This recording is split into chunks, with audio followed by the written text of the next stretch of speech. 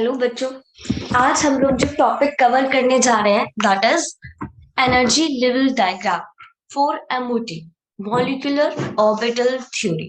ठीक है, आज आप लोग मॉलिक्यूलर ऑर्बिटल थ्योरी के लिए एनर्जी लेवल डायग्राम को रीड करने जा रहे हैं। एंड एनर्जी लेवल डायग्राम बहुत ही ज्यादा इंपॉर्टेंट टॉपिक है, that is most important topic.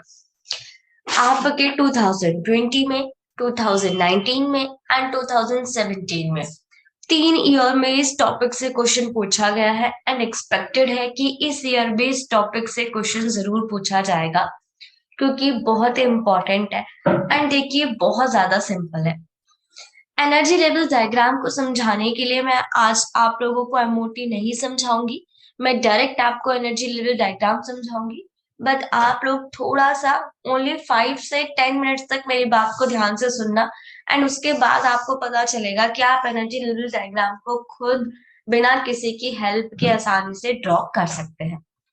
और साथ में जो जो चीजें इंपॉर्टेंट लर्न करने वाली होगी वो भी मैं आपको साथ में बता दूंगी, क्योंकि एग्जाम में आपके पास इतना टाइम नहीं होगा कि आप एनर्जी लेवल डायग्राम को ड्रॉ कर सकें।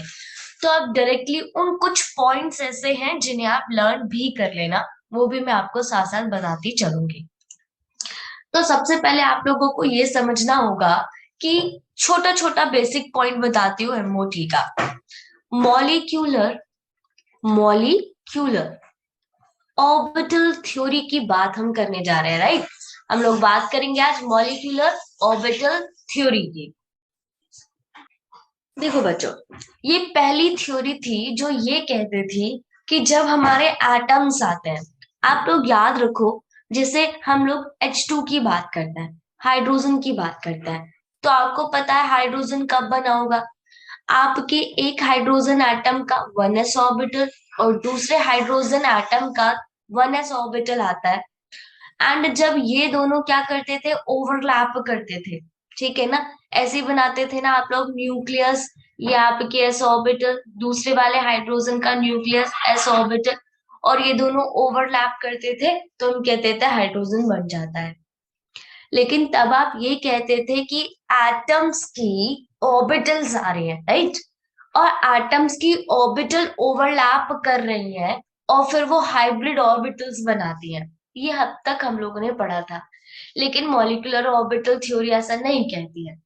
मॉलिक्यूलर ऑर्बिटल कहती है कि एटम्स की एटॉमिक ऑर्बिटल आती है, ये बात ठीक है। ये कहता है एच की एटॉमिक ऑर्बिटल आएगी, एच की एटॉमिक ऑर्बिटल आएगी, यानी इसका भी 1s आएगा, इसका भी 1s आएगा। फिर ये थ्योरी कहती है कि जैसे ही ये दोनों ओवरलैप करेंगी फिर एटॉमिक ऑर्बिटल नहीं रहेगी, फिर बन जाएगी मॉलिक्यूलर ऑर्बिट। ये कहता है हमारा मॉलिक्यूलर ऑर्बिटल थ्योरी कि मॉलिक्यूलर ऑर्बिट भी एग्जिस्ट करती हैं।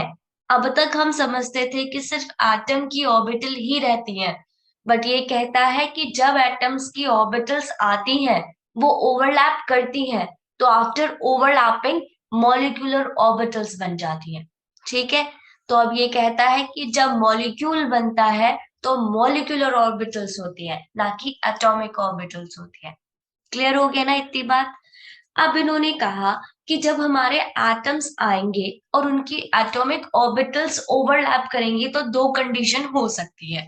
अब कौन कौन सी कंडीशन हो सकती है, आप लोगों को याद है ना। अब हम लोग ये पढ़ते हैं कि इलेक्ट्रॉन हमारा एक वेव है, राइट। हम लोगों ने ड्यूअल नेचर पढ़ लिया है। तो ड्यूअल नेचर के अकॉर्डिंग हमें ये पता चला कि जो हमारे इलेक्ट्रॉन्स होते हैं ना, वो मैटेरियल पार्टिकल्स हैं बट वो वेव की फॉर्म में रहते हैं। तो अब देखो, ऐसे ही मान लो, ऐसे ही मैं आप लोगों को समझाने के लिए बोल रही हूँ। एक इलेक्ट्रॉन आया, ये उसकी वेव है। ये दूसरा इलेक्ट्रॉन आया और ये उसकी वेव है। अभी आप देख सकते हो ना, ये दोनों वेव सेम फेज में है। सेम फेज का क्या मतलब है, साथ में ये दोनों वेव्स ऊपर जाती हैं, साथ में ये वेव नीचे आ रही है, साथ में ऊपर जा रही है, साथ में वेव नीचे आ रही है। दैट मीन्स ये सेम फेज में है। तो जब ये दोनों वेव सेम फेज में होगी ना, हम इस वाली वेव को phi1 और इस वाली, सॉरी, xi1, और इस वाली वेव को मैं Zi2 से डिनोट करती हूँ, ठीक है ना। तो ये दोनों सेम फेज में है, जब ये दोनों वेव सेम फेज में है तो ये दोनों ऐड हो जाएंगी, राइट। ये दोनों वेव्स क्या करेंगी, ऐड हो जाएंगी। और जब ये दोनों वेव्स ऐड होंगी तो मुझे मिलेगा बॉन्डिंग, ठीक है, मुझे क्या मिलेगा, बॉन्डिंग मॉलिक्यूलर ऑर्बिटल, ठीक है। तो आपका बॉन्डिंग मॉलिक्यूलर ऑर्बिटल तब मिलता है जब हमारी दोनों वेव सेम फेज में होती हैं। लेकिन अगर मेरी वेव्स ऑपोजिट फेज में हो जाए, ये मेरी एक वेव है और ये मेरी दूसरी वेव है। अब ऑपोजिट फेज आप देख रहे हो ना, यहाँ पर ये ऊपर है और ये क्या है, नीचे है। ये वाला पार्ट नीचे है, ये ऊपर है, दैट मीन्स मेरी वेव ऑपोजिट फेज में है। तो अगर मैं इसे Zi1 से दूसरी वेव को Zi2 से दिखाती हूँ, तो अब इन दोनों से क्या होगा, मुझे एक एंटी बॉन्डिंग ऑर्बिटल मिलेगा जो इन दोनों को माइनस करके मिलेगा। तो अब आप इन दोनों को माइनस करोगे तो आपको ये मिलेगा, समझ गए। तो ये क्या कहता है, मॉलिक्यूलर ऑर्बिटल थ्योरी कहती है कि या तो मेरी वेव सेम फेज में होंगी, सेम फेज में होंगी तो फिर वो दोनों ऐड हो जाएंगी और तब मुझे बॉन्डिंग मॉलिक्यूलर ऑर्बिटल मिलेगा। और जब मेरी दो वेव, ठीक है, ऑपोजिट फेज में होंगी तो फिर मुझे क्या मिलेगा, तब मुझे एंटी बॉन्डिंग मॉलिक्यूलर ऑर्बिटल मिलेगा। क्लियर हो गया। अब आप देख रहे हो ना, ये वेव इंक्रीज हो गई है ना, इंक्रीज हो गई है। दैट मीन्स यहाँ पर, कहां पर, आपके बॉन्डिंग मॉलिक्यूलर ऑर्बिटल में इलेक्ट्रॉन्स के मिलने की प्रोबेबिलिटी ज्यादा होगी। यहाँ पर इलेक्ट्रॉन की डेंसिटी इंक्रीज हो जाएगी और आपका जो एंटी बॉन्डिंग मॉलिक्यूलर ऑर्बिटल है ना, यहाँ पर आपके इलेक्ट्रॉन की डेंसिटी डिक्रीज हो जाती है। यहां तक समझ आ गया। आगे एक और पॉइंट पढ़ लेते हैं। हमारा जो बॉन्डिंग मॉलिक्यूलर ऑर्बिटल बनता है ना, ये आपके जो दो एटम्स थे ना, जो आके जुड़ रहे थे, जैसे कि H2 के केस में ये हाइड्रोजन और ये हाइड्रोजन है, तो जो इलेक्ट्रॉन प्रेजेंट होते हैं बॉन्डिंग ऑर्बिटल्स में, वो इन दो एटम्स के अट्रैक्शन की वजह से बनते हैं। क्लियर हो गया ना। याद रखिएगा, बॉन्डिंग मॉलिक्यूलर ऑर्बिटल किसकी वजह से बनता है, क्योंकि इसमें वो जो दो एटम्स है ना, जो रिएक्ट करने आ रहे हैं, उनके इलेक्ट्रॉन का क्या हो रहा होता है, अट्रैक्शन हो रहा होता है एटम्स के बीच में। इसकी वजह से बॉन्डिंग बनता है, ठीक है। दैट मीन्स इसकी एनर्जी कम होती है, प्लीज इस बात को नोट करो, इसकी एनर्जी लेस होती है। बॉन्डिंग मॉलिक्यूलर ऑर्बिटल की एनर्जी लेस होती है क्योंकि अट्रैक्शन से बनता है। और जिसकी एनर्जी कम होती है वो केमिस्ट्री में क्या होता है, स्टेबल, राइट। आप इसे ऐसे याद कर सकते हो। अभी आप लोग ना भूखे हो, आप लोगों ने खाना ही नहीं खाया है, और आप लोगों से मैं कह दूं कि आप लोग कुछ काम कर दो, तो आपको गुस्सा आएगा। आप कहोगे एक तो वैसे एनर्जी नहीं है, ऊपर से काम कराया जा रहा है। क्योंकि आपके पास एनर्जी नहीं है इसलिए आप वर्क नहीं कर सकते, तो आप एक ही जगह बैठे रहोगे। That means less energy, more stability, ठीक है। लेकिन अगर आप लोगों ने खाना खाया हुआ है, आपके पास पूरी एनर्जी है, तो आप तो खुद ही एक जगह नहीं बैठोगे, कभी कुछ करोगे, कभी कुछ करोगे, कभी फोन चलाने लगोगे, कभी लैपटॉप चलाने लगोगे, राइट। तो फिर यहाँ पर क्या है, एंटी बॉन्डिंग मॉलिक्यूलर ऑर्बिटल जो होता है ना, वो किसकी वजह से बनता है, वो बनता है रिपल्शन की वजह से, ठीक है। जब दो एटम्स इलेक्ट्रॉन को रिपल करते हैं तो एंटी बॉन्डिंग मॉलिक्यूलर ऑर्बिटल बनता है। इसीलिए इसकी जो एनर्जी होती है ना, इसकी एनर्जी ज्यादा होती है, ठीक है, किसके कंपेयर में, बॉन्डिंग मॉलिक्यूलर ऑर्बिटल के कंपेयर में। और इसीलिए ये लेस स्टेबल होता है। बस मुझे आपको इतना ही अभी बताना है, ठीक है। बेसिक बेसिक चीजें मुझे बतानी है क्योंकि आज का मेरा मेन काम है आप लोगों को क्या क्लियर कराना, आप लोगों का एनर्जी लेवल डायग्राम कराना। हम एकदम सिंपल से एनर्जी लेवल डायग्राम को बनाएंगे। हो सकता है स्टार्टिंग में आपको समझ नहीं आएगा, पर धीरे धीरे समझ आने लगेगा। देखो जरा, मेरे को ना क्या फॉर्म करना है, H2 फॉर्म करना है। देखो मैं सीधा H2 बना सकती हूँ, ठीक है ना, क्योंकि मैं मॉलिक्यूलर ऑर्बिटल बना सकती हूँ। लेकिन अभी तक आप नहीं बनाते थे, अभी तक आप क्या बनाते थे, एटॉमिक ऑर्बिटल्स बनाते थे। तो आपको पता है H2 कैसे बनेगा, आपका एक हाइड्रोजन एटम आएगा, दूसरा हाइड्रोजन एटम आएगा, एंड आपको पता है दोनों का ही कॉन्फ़िगरेशन कितना होता है, 1s1, राइट। हाइड्रोजन के पास एक इलेक्ट्रॉन होता है। तो अब देखो, यहां पर मैं क्या कर रही हूं, मैं यहां पर अपना एटॉमिक ऑर्बिटल बना रही हूँ, एटॉमिक ऑर्बिटल, राइट। ये मेरा है एटॉमिक ऑर्बिटल। किसका एटॉमिक ऑर्बिटल?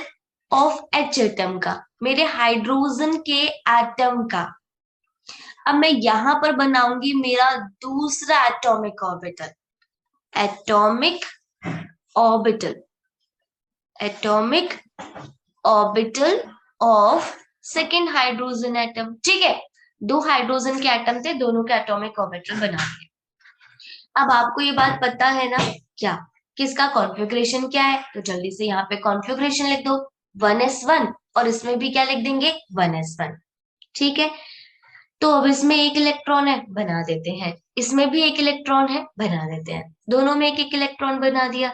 अब जरा ध्यान से सुनो, आप लोगों को एक बात पता है कि अब ये एटम्स की ऑर्बिटल्स आएंगी और ये ओवरलैप करेंगी। ठीक है, ये क्या करेंगी, ओवरलैप करेंगी।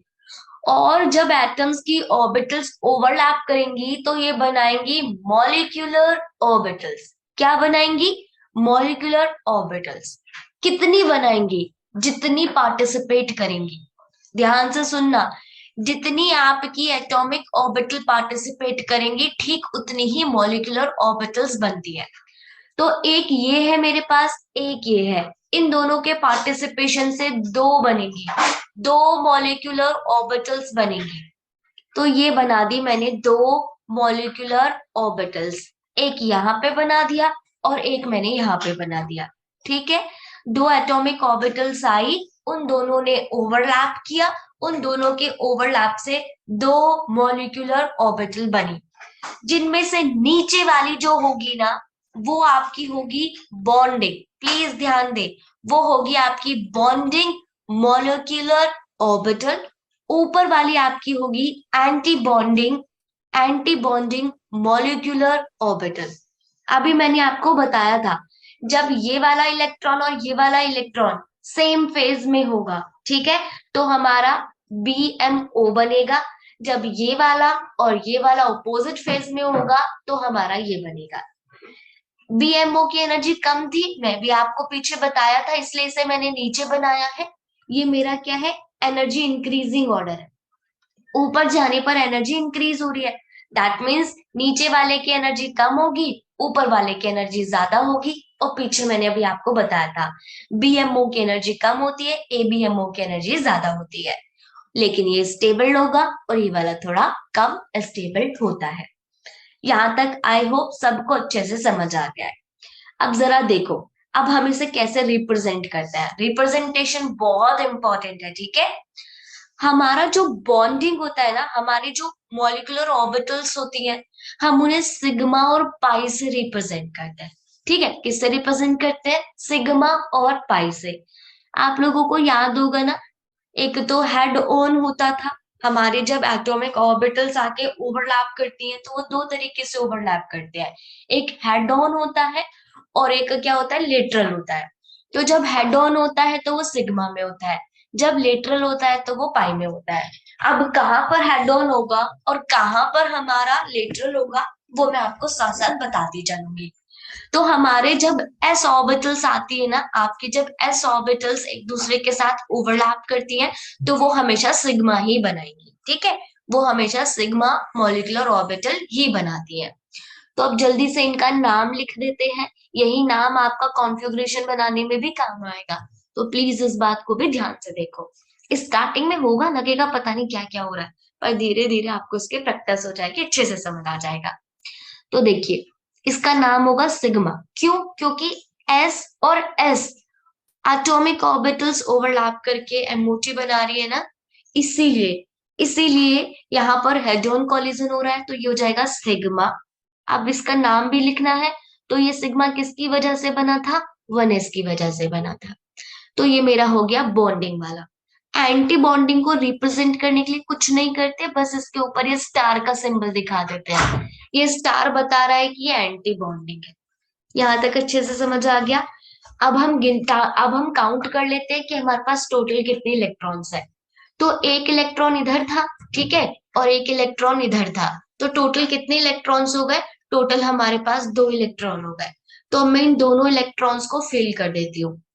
अब देखो, जब आप इलेक्ट्रॉन की फिलिंग करोगे ना, तो इलेक्ट्रॉन की फिलिंग हम करेंगे बिल्कुल अपने वही रूल से जो आप एटॉमिक ऑर्बिटल्स में भरते आए थे। आप वही सारे रूल्स को फॉलो करोगे, ध्यान रखना, जो हम एटॉमिक ऑर्बिटल्स में फॉलो कर रहे थे। अब कौन कौन से रूल थे, जल्दी से बताओ। एक था ऑफ बाउ रूल, ठीक है। एक कौन सा था? ऑफ बाउ रूल, जो कहता था पहले लेस एनर्जी वाले में इलेक्ट्रॉन भरो, देन हायर एनर्जी में भरो, ठीक है। उसके बाद हम यहाँ पर भी वुंड रूल भरेंगे कि पहले एक एक इलेक्ट्रॉन सारे ऑर्बिटल में डाल दो एंड देन पेयरिंग करेंगे। तो ऑफ-बाउ रूल के अकॉर्डिंग इसकी एनर्जी कम है, किसकी एनर्जी कम है? बॉन्डिंग वाले की एनर्जी कम है, तो हम दोनों इलेक्ट्रॉन्स इसी में ही डाल देंगे। 2 इलेक्ट्रॉन है ना, एक इलेक्ट्रॉन भर दिया एंड देन पेयरिंग हो गई, हो गया काम खत्म। समझ गए ना आप मेरी बात अच्छी तरीके से? अभी और भी चीजें देखेंगे तो आपको और भी चीजें अच्छे से क्लियर हो जाएंगी। अब जरा ध्यान से देखो यहाँ पर। अब मैं H2 का कॉन्फ़िगरेशन बना रही हूँ। आज तक आपने सिर्फ H का ही कॉन्फ़िगरेशन बनाया होगा। आज हम पहली बार H2 का कॉन्फ़िगरेशन बना रहे हैं, एक मॉलिक्यूल का कॉन्फ़िगरेशन बना रहे हैं। तो क्या हो गया इसका कॉन्फ़िगरेशन? सिग्मा 1s, और इस 1s में कितने इलेक्ट्रॉन डाले हैं? 2। तो ये हो जाएगा सिग्मा 1s2। तो बन गया आपके हाइड्रोजन का कॉन्फ़िगरेशन। तो आप लोग देखिए, आपको कॉन्फ़िगरेशन बनाने की धीरे धीरे प्रैक्टिस हो जाएगी जब आप लोग इस डायग्राम को बनाना सीख लेंगे। तो ये हो गया सिग्मा 1s2, किसके लिए? ये बना मेरे हाइड्रोजन के लिए। अब देखो, हम यहाँ से कुछ मोस्ट इंपॉर्टेंट काम भी करने वाले हैं। हम यहाँ से बॉन्ड ऑर्डर भी निकालेंगे, हम यहाँ से स्टेबिलिटी भी चेक करेंगे, हम यहाँ से बॉन्ड लेंथ भी, बॉन्ड स्ट्रेंथ भी चेक करेंगे, और यहाँ से हम आपका मैग्नेटिक कैरेक्टर भी चेक करेंगे। और हमारे एग्जाम में ना ज्यादातर इन्हीं चीजों से क्वेश्चंस पूछे गए हैं। तो सबसे पहला पॉइंट मैं निकालूंगी बॉन्ड ऑर्डर, ठीक है। BO is bond order. Bond order calculate करने का हमारे पास एक फॉर्मूला है, that is 1/2 number of bonding electrons minus number of anti bonding electrons. तो बॉन्डिंग इलेक्ट्रॉन्स मतलब जो आपके बॉन्डिंग ऑर्बिटल में आ रहे थे, तो इस केस में कितने इलेक्ट्रॉन्स आ रहे हैं? 2। एंटी बॉन्डिंग इलेक्ट्रॉन्स मतलब जो आपके एंटी बॉन्डिंग ऑर्बिटल्स में आ रहे हैं, जो इस केस में कितने हैं? 0 है। तो 1/2 इंटू 2, तो कितना आ गया? 1 आ गया। तो हमारा बॉन्ड ऑर्डर हमें कितना मिल गया? 1 मिल गया। समझ गए? बॉन्ड ऑर्डर आप लोगों ने कैलकुलेट कर दिया। इसका मतलब है कि जब H2 बना होगा, ठीक है, जब H2 बना होगा तो इनके बीच में कौन सा बॉन्ड आ रहा है? सिंगल बॉन्ड आ रहा है। यहाँ तक आप लोगों को अच्छे से चीजें समझ आ गई होंगी। स्टेबिलिटी मैं आपको बाद में बताऊंगी, बट आप लोग एक बात याद रखना, बॉन्ड ऑर्डर जितना ज्यादा होता है ना, बॉन्ड ऑर्डर जितना ज्यादा पॉजिटिव होता है, उतना ही ज्यादा हमारा मॉलिक्यूल स्टेबल होता है।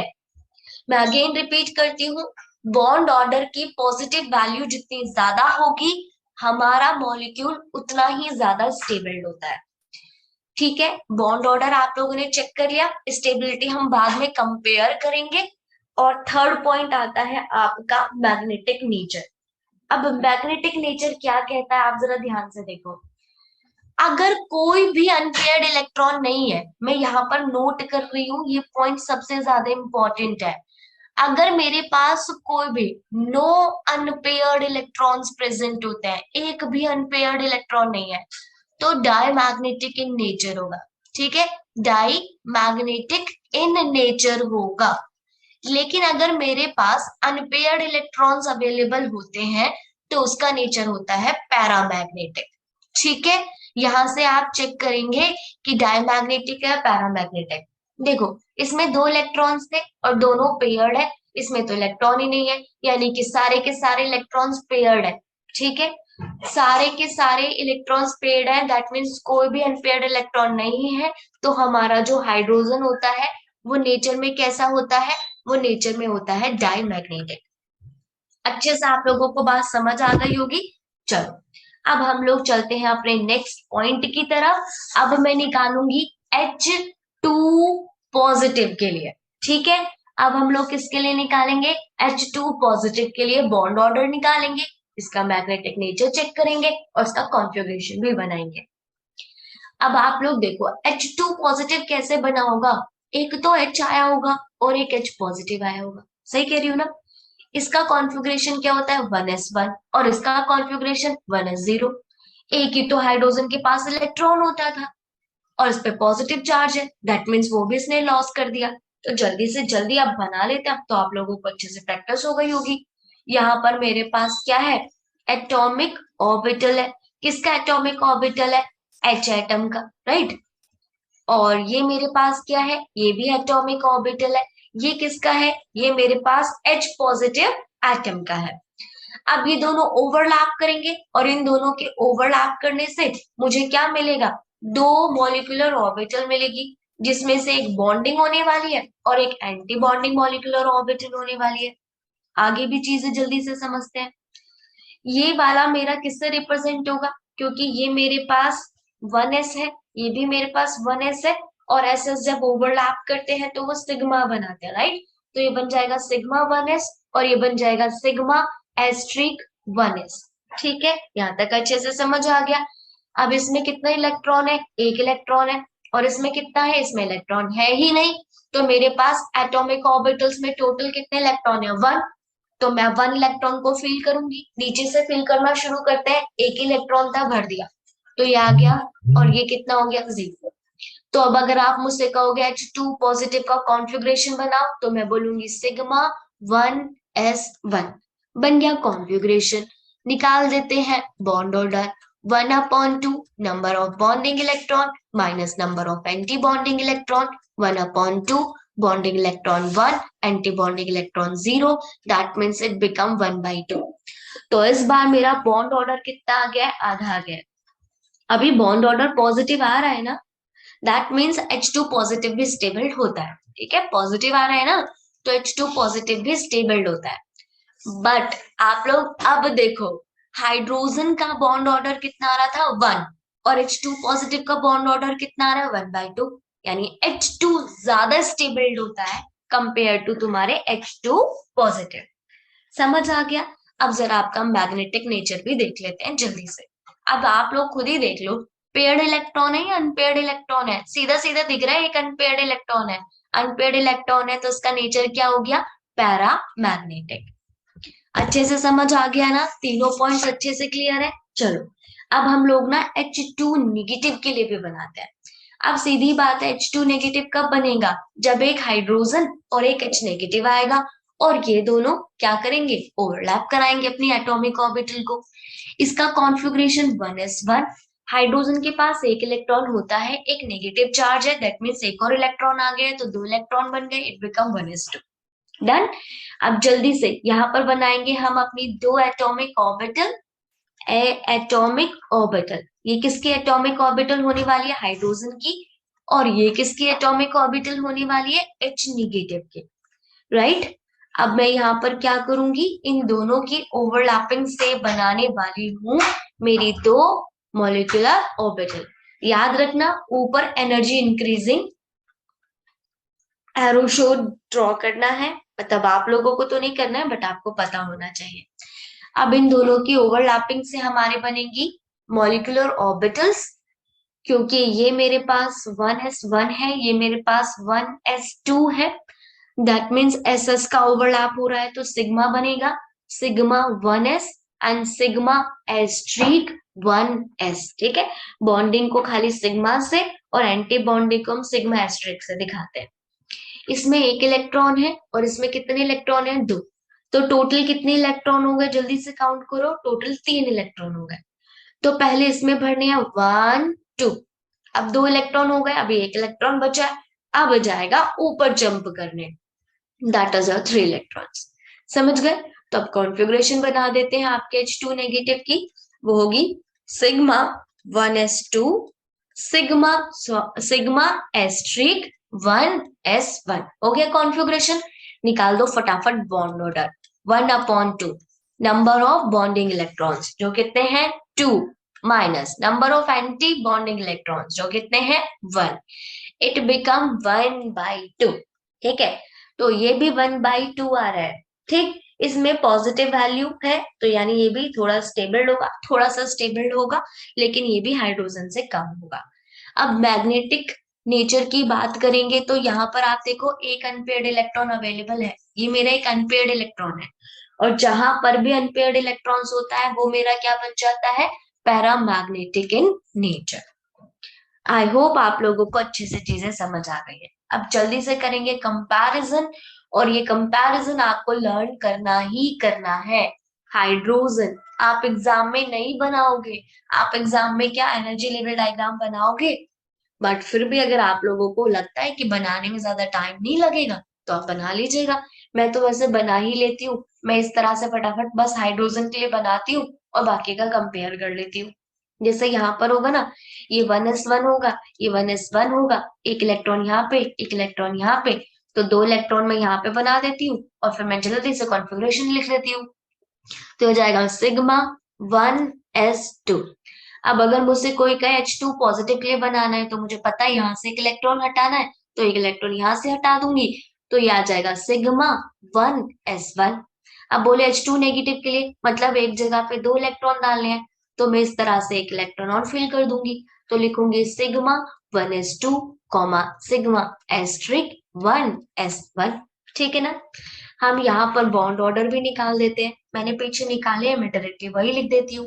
हाइड्रोजन का 1, इसका 1/2 और इसका भी 1/2। ठीक है, ये वाला आपका स्टेबल होगा।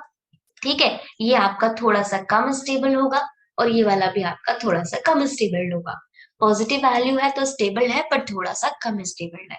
आप लोगों ने देखा था कि सिर्फ H2 ही डाईमैग्नेटिक था, ओनली यही था हमारा डाईमैग्नेटिक, और बाकी दोनों आपके कैसे थे, ये भी मेरा पैरामैग्नेटिक था और ये भी मेरा पैरामैग्नेटिक था।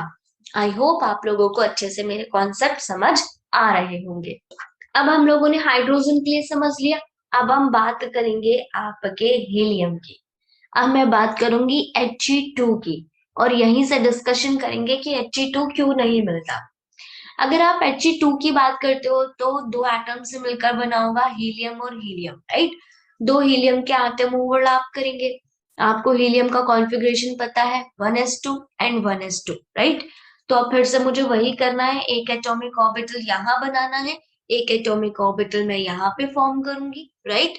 और इन दोनों की ओवरलैपिंग से मुझे मेरी 2 मॉलिक्यूलर ऑर्बिटल्स मिलेंगी। यहाँ पर क्या होगा मेरे पास, 2 इलेक्ट्रॉन, मैं यहाँ पे लिख देती हूँ atomic orbital of helium atom, and यहाँ पर भी atomic orbital of helium atom. अब इन दोनों की ओवरलैपिंग से मुझे दो दो मॉलिक्यूलर ऑर्बिटल मिलने वाली है। ये याद रखना, मेरी बॉन्डिंग मॉलिक्यूलर ऑर्बिटल होगी और ये मेरी एंटी बॉन्डिंग मॉलिक्यूलर ऑर्बिटल होने वाली है। अब देखिए ये 1s2 है एंड ये भी 1s2 है, तो अब आप s और s जब ओवरलैप करेंगे तो क्या बनाएंगे, सिग्मा बनाएंगे। तो दैट इज सिग्मा 1s, और ये बनने वाला है आपका सिग्मा एस्ट्रिक 1s। ठीक है ना, बॉन्डिंग और एंटी बॉन्डिंग को अलग अलग रिप्रेजेंट करने के लिए बस ये एस्ट्रिक का साइन होता है। अब यहाँ पर कितने इलेक्ट्रॉन है, 2, यहाँ पर भी कितने इलेक्ट्रॉन है, 2, टोटल 4 हो गए। तो 1 2 3 4 हो गए ना, टोटल 4 इलेक्ट्रॉन्स। अब जल्दी से इसका कॉन्फ़िगरेशन बना देते हैं He2 का। तो क्या बनेगा configuration, sigma 1s2 comma sigma asterisk, इसमें भी कितने इलेक्ट्रॉन है, 2, तो सिग्मा एस्ट्रिक 1s2। हो गया ना काम खत्म, कॉन्फ़िगरेशन बन गया। जल्दी से बॉन्ड ऑर्डर निकाल दो, 1/2, bonding electron 2, anti bonding electron भी 2, 0, बॉन्ड ऑर्डर 0।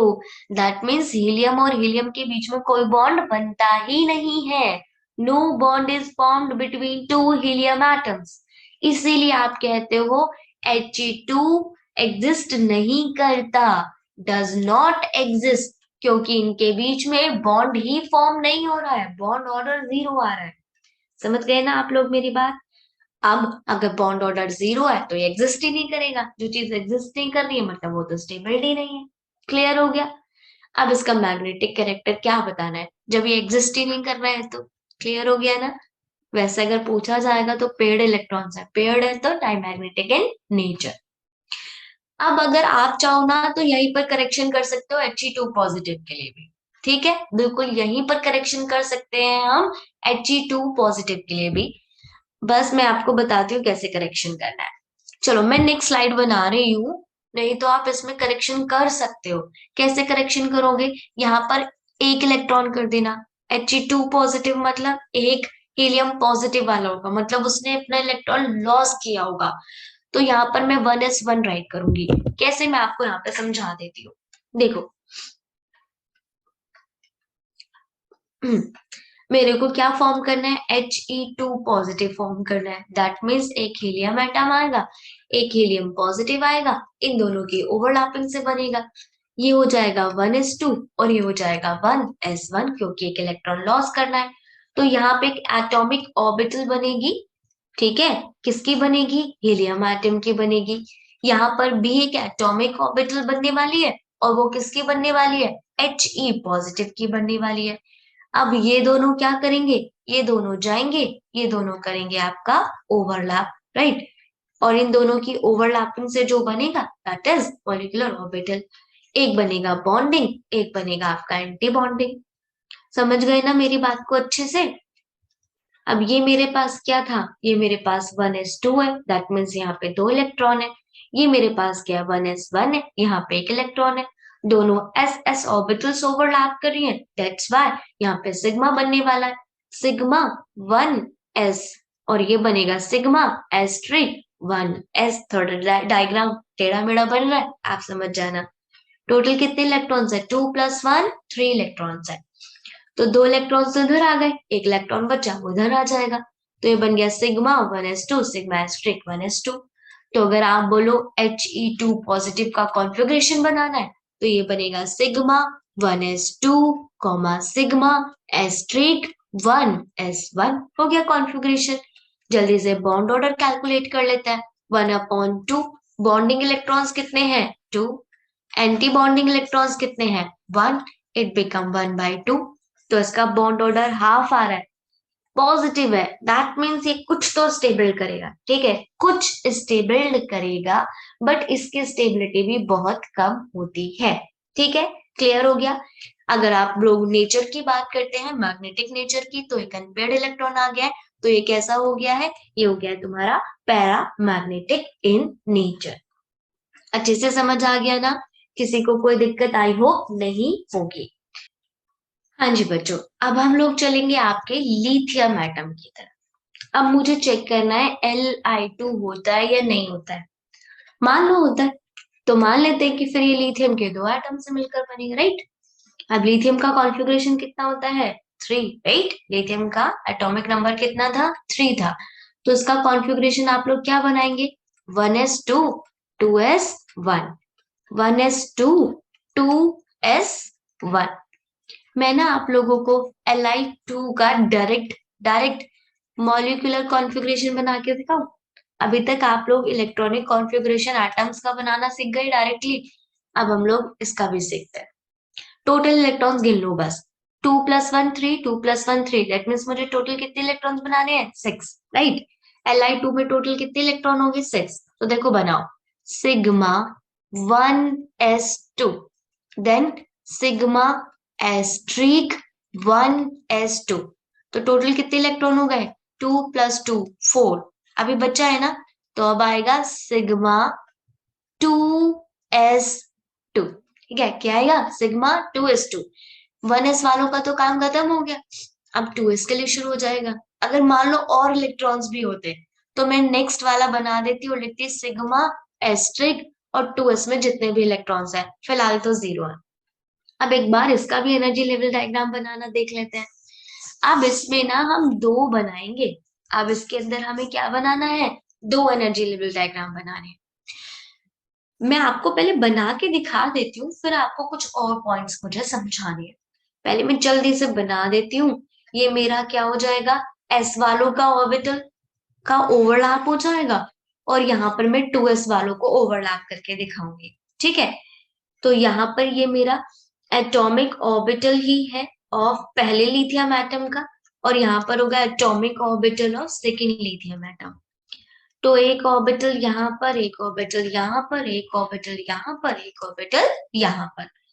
ये मेरा हो जाएगा 1s2 और ये आपका है 2s1। आप यहाँ पे कॉन्फ़िगरेशन देख रहे हैं ना, 1s2 2s1, वही 1s2 and that is 2s1।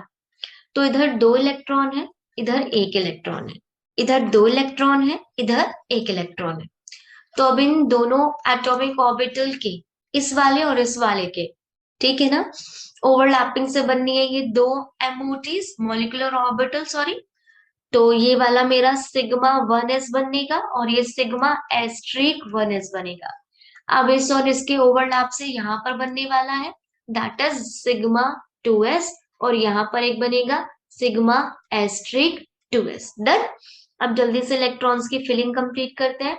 इधर 2 और इधर 2, 4 इलेक्ट्रॉन्स है, तो 1 2 3 4। इधर 2 इलेक्ट्रॉन्स है तो 1 2 इलेक्ट्रॉन है। डन। कॉन्फ़िगरेशन मैं ऑलरेडी बना चुकी हूँ और यही मेरा कॉन्फ़िगरेशन भी आया। ऊपर आएगा आपका एनर्जी डायग्राम। अब जरा बात सुनो जरा ध्यान से। ये तो पूरा फुल भरा हुआ है ना, 1s वाला फुल भरा हुआ है, तो आपको ये बनाने की जरूरत ही नहीं है, ठीक है ना। आपको इसे बनाने की जरूरत ही नहीं है। वैसे भी जब भी आप बॉन्ड ऑर्डर निकालते हो ना, तो हम बॉन्ड ऑर्डर हमेशा आउटर मोस्ट ऑर्बिट के लिए बनाते हैं, ठीक है। आप देखो लिथियम में कितनी ऑर्बिट्स हैं, 1 2। कितनी ऑर्बिट्स बन रही है लिथियम में, 2। तो बॉन्डिंग ऑर्डर कैलकुलेट करने के लिए, मैग्नेटिक नेचर पता करने के लिए मुझे सिर्फ आउटर मोस्ट ऑर्बिट की जरूरत है, ठीक है। सिर्फ किसकी जरूरत होती है, ओनली आउटर मोस्ट ऑर्बिट की जरूरत होती है। तो इसका तो कुछ काम ही नहीं है, बट मेरे को आपको समझाना था तो मैंने बना दिया। अब देखो बॉन्डिंग इलेक्ट्रॉन कितने हैं, 2। नीचे वाले काउंट बिल्कुल मत कर लेना, माइनस। ये कितने हैं, 0। तो इट बिकम 2/2। 2 से 2 कट गया तो कितना आ गया, 1 आ गया। समझ गए, कोई दिक्कत है क्या। यानी Li2 स्टेबल मॉलिक्यूल है और ये सिंगल बॉन्ड से जुड़ता है। दूसरी बात क्या है, दूसरी बात ये है कि इसका नेचर क्या होने वाला है। तो आप देख सकते हो सारे के सारे पेयर्ड इलेक्ट्रॉन है, तो ये कौन सा नेचर रखेगा, डायमैग्नेटिक नेचर रखेगा। समझ आ गई क्या, कोई दिक्कत है क्या। अब जरा आप ध्यान से सुनो, ये जो प्रिडिक्शन है ना, पहले ध्यान से सुनना कि Li2 स्टेबल मॉलिक्यूल है, ठीक है। इसके पास कोई अनपेयर्ड इलेक्ट्रॉन नहीं है, ये डायमैग्नेटिक इन नेचर है। तो एक्सपेरिमेंटली प्रिडिक्शन है कि Li2 मॉलिक्यूल डायमैग्नेटिक है, बट ये सिर्फ वेपर फेज में मिलता है। Li2 ओनली वेपर फेज में मिलता है। आप लोग सोचोगे कि Li2 मिलता ही नहीं है, Li ही मिलता है, हम हमेशा Li लिखते हैं, लेकिन लिथियम 2 आपको मिलता है वेपर स्टेट में, और वेपर स्टेट में इसका नेचर डायमैग्नेटिक इन नेचर हो जाता है। अब Li2 पॉजिटिव या Li2 नेगेटिव आप खुद फॉर्म कर सकते हो, मैंने आपको इतना सब कुछ हीलियम में और हाइड्रोजन में करके दिखाया। अब पॉजिटिव की बात करो तो एक इलेक्ट्रॉन कम कर देना, निगेटिव की बात करो तो एक इलेक्ट्रॉन ऐड कर देना।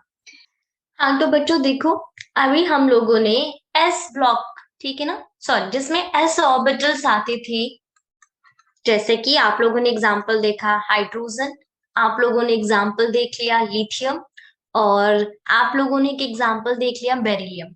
चलो एक बार बेरिलियम हम लोग डिस्कस कर लेते हैं। बेरिलियम का इलेक्ट्रॉनिक कॉन्फ़िगरेशन क्या होगा वो डिस्कस कर लेते हैं, इसके बॉन्ड ऑर्डर को देख लेते हैं, ठीक है। तो देखिए बेरिलियम की बात करती हूँ तो मैं मॉलिक्यूल की बात कर लूँ, Be2, राइट। हमें देखना है क्या Be2 होता है या नहीं होता है। आप लोगों को पता होगा Be2 नहीं होता है, Be होता है, राइट। बेरिलियम एटॉमिक फॉर्म में होता है। अब कैसे वो चेक कर लेते हैं। तो आप लोगों को पता है बेरिलियम Be से मिलकर बनेगा, एक Be दूसरे Be के से जब क्या करेगा, बॉन्ड बनाएगा तो Be2 बनेगा। अब हम लोगों को पता है जो बेरिलियम है उसका एटॉमिक नंबर कितना होता है, उसका एटॉमिक नंबर होता है 4, राइट। अगर मैं इसका एटॉमिक कॉन्फ़िगरेशन बनाऊंगी तो ये बनेगा 1s2 एंड बनेगा 2s2, ठीक है। तो अब मैं क्या करूंगी, मैं डायग्राम ड्रॉ नहीं करूंगी, मैं बिना एनर्जी लेवल डायग्राम के डायरेक्टली इसका कॉन्फ़िगरेशन बनाती हूँ। तो मुझे Be2 बनाना है, अब देखो, इस बी के 4 इलेक्ट्रॉन्स और इस बी के 4 इलेक्ट्रॉन्स होंगे, तो Be2 में टोटल कितने इलेक्ट्रॉन्स हो जाएंगे? 8 हो जाएंगे। अब जब 1s से एक बीई एटम का 1s दूसरे बीई के 1s से क्या करेगा? ओवरलैप करेगा। तो दो तरह के एमओ मिलेंगे आपको, मॉलिक्यूलर ऑर्बिटल दो मिलेंगे, एक बॉन्डिंग एक एंटी बॉन्डिंग। ऐसे ही जब बेरिलियम का एक एटम का 2s बेरिलियम के दूसरे एटम के 2s से ओवरलैप करेगा, फिर आपको मिलेगा एक बॉन्डिंग और एक एंटी बॉन्डिंग। तो जल्दी से इसका कॉन्फ़िगरेशन बनाते हैं। पहले 1s के लिए तो ये बनेगा sigma 1s2, then anti bonding sigma asterisk 1s2। ठीक है, अब 2s के लिए बनाएंगे तो ये बनेगा sigma 2s2 sigma asterisk 2s2। अब आप कैलकुलेट कर लो, क्या हमारे पास टोटल 8 इलेक्ट्रॉन्स आ रहे हैं? तो देखिए, दो दो चार, दो छह, दो आठ, बन गया कॉन्फ़िगरेशन। तो आप इस तरह से कॉन्फ़िगरेशन बना सकते हो बिना एनर्जी लेवल डायग्राम के। अब जरा यहीं पर साथ में बॉन्ड ऑर्डर भी कैलकुलेट कर लेते हैं। बॉन्ड ऑर्डर का फॉर्मूला है 1/2 number of bonding electrons minus number of anti bonding electrons. लेकिन यहाँ पर आप लोग एक बात याद रखना, हम जब भी बॉन्ड ऑर्डर निकालते हैं ना, वो आपके आउटर मोस्ट शेल की वजह से निकालते हैं। Total bonding and total anti bonding electrons calculate नहीं किए जाते बॉन्ड ऑर्डर निकालने के लिए, ओनली आउटर मोस्ट शेल के इलेक्ट्रॉन्स कैलकुलेट किए जाते हैं। अब आप देख सकते हो बेरिलियम की आउटर मोस्ट शेल कौन सी है? 2, राइट। बेरिलियम की आउटर मोस्ट शेल क्या है? 2। तो हम सिर्फ 2 के बॉन्डिंग इलेक्ट्रॉन्स एंड सिर्फ 2 के एंटी बॉन्डिंग इलेक्ट्रॉन्स लेंगे, तो इट बिकम 1/2। 2 का बॉन्डिंग इलेक्ट्रॉन कितना है? 2 माइनस 2 का एंटी बॉन्डिंग इलेक्ट्रॉन भी कितना आ रहा है? 2। 2 माइनस 2 0। तो बॉन्ड ऑर्डर कितना आ गया? 0। बॉन्ड ऑर्डर 0 है, इसका क्या मतलब है?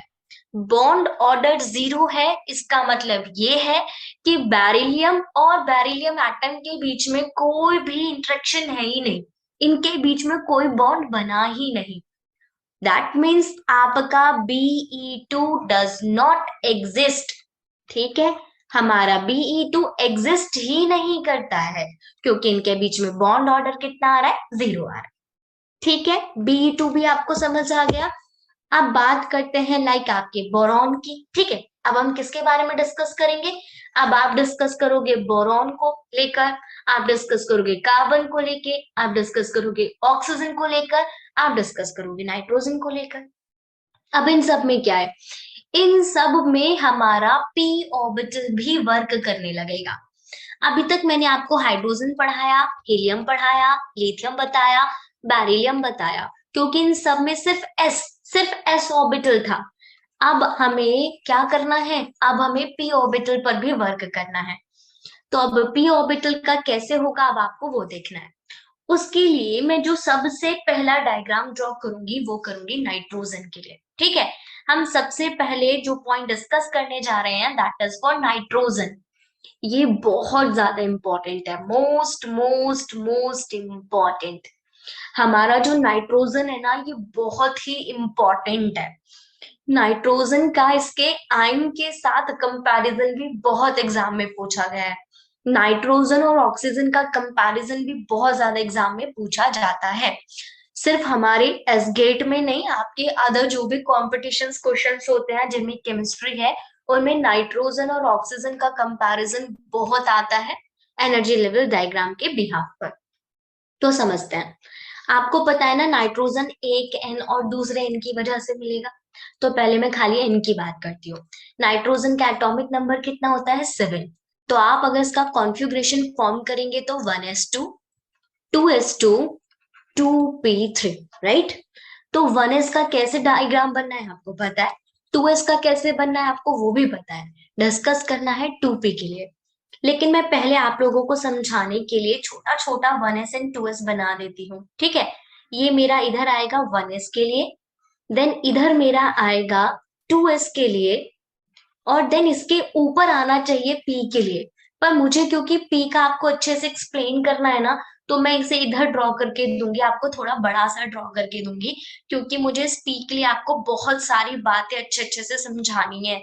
आपको ये पी वाला बहुत अच्छे से क्लियर करना है, तो इसीलिए हमें ये सीक्वेंस में बनाना होता है। आप लोगों को पता है ना, ऊपर एनर्जी का इंक्रीजिंग ऑर्डर होना चाहिए। तो ये आप 1s के लिए बनाएंगे, ये आप 2s के लिए बनाएंगे, इसके ऊपर ये आप 2p के लिए बनाएंगे। पर आपको जस्ट समझाने के लिए मैं इसे साइड में इधर थोड़ा सा बड़ा करके दिखा देती हूँ, ठीक है। इसका डायग्राम कुछ ऐसे बनेगा, क्यों बनेगा, कैसे बनेगा, बस 1 मिनट में अभी आपको समझाती हूँ। पहले देखिए 1s की बात करते हैं, तो s में तो एक ही रूम होता है। फिर यहाँ पर 2s एक ही रूम है, एंड 2p में कितने रूम्स होते हैं, 3, जिन्हें हमने ऑर्बिटल्स कहा था।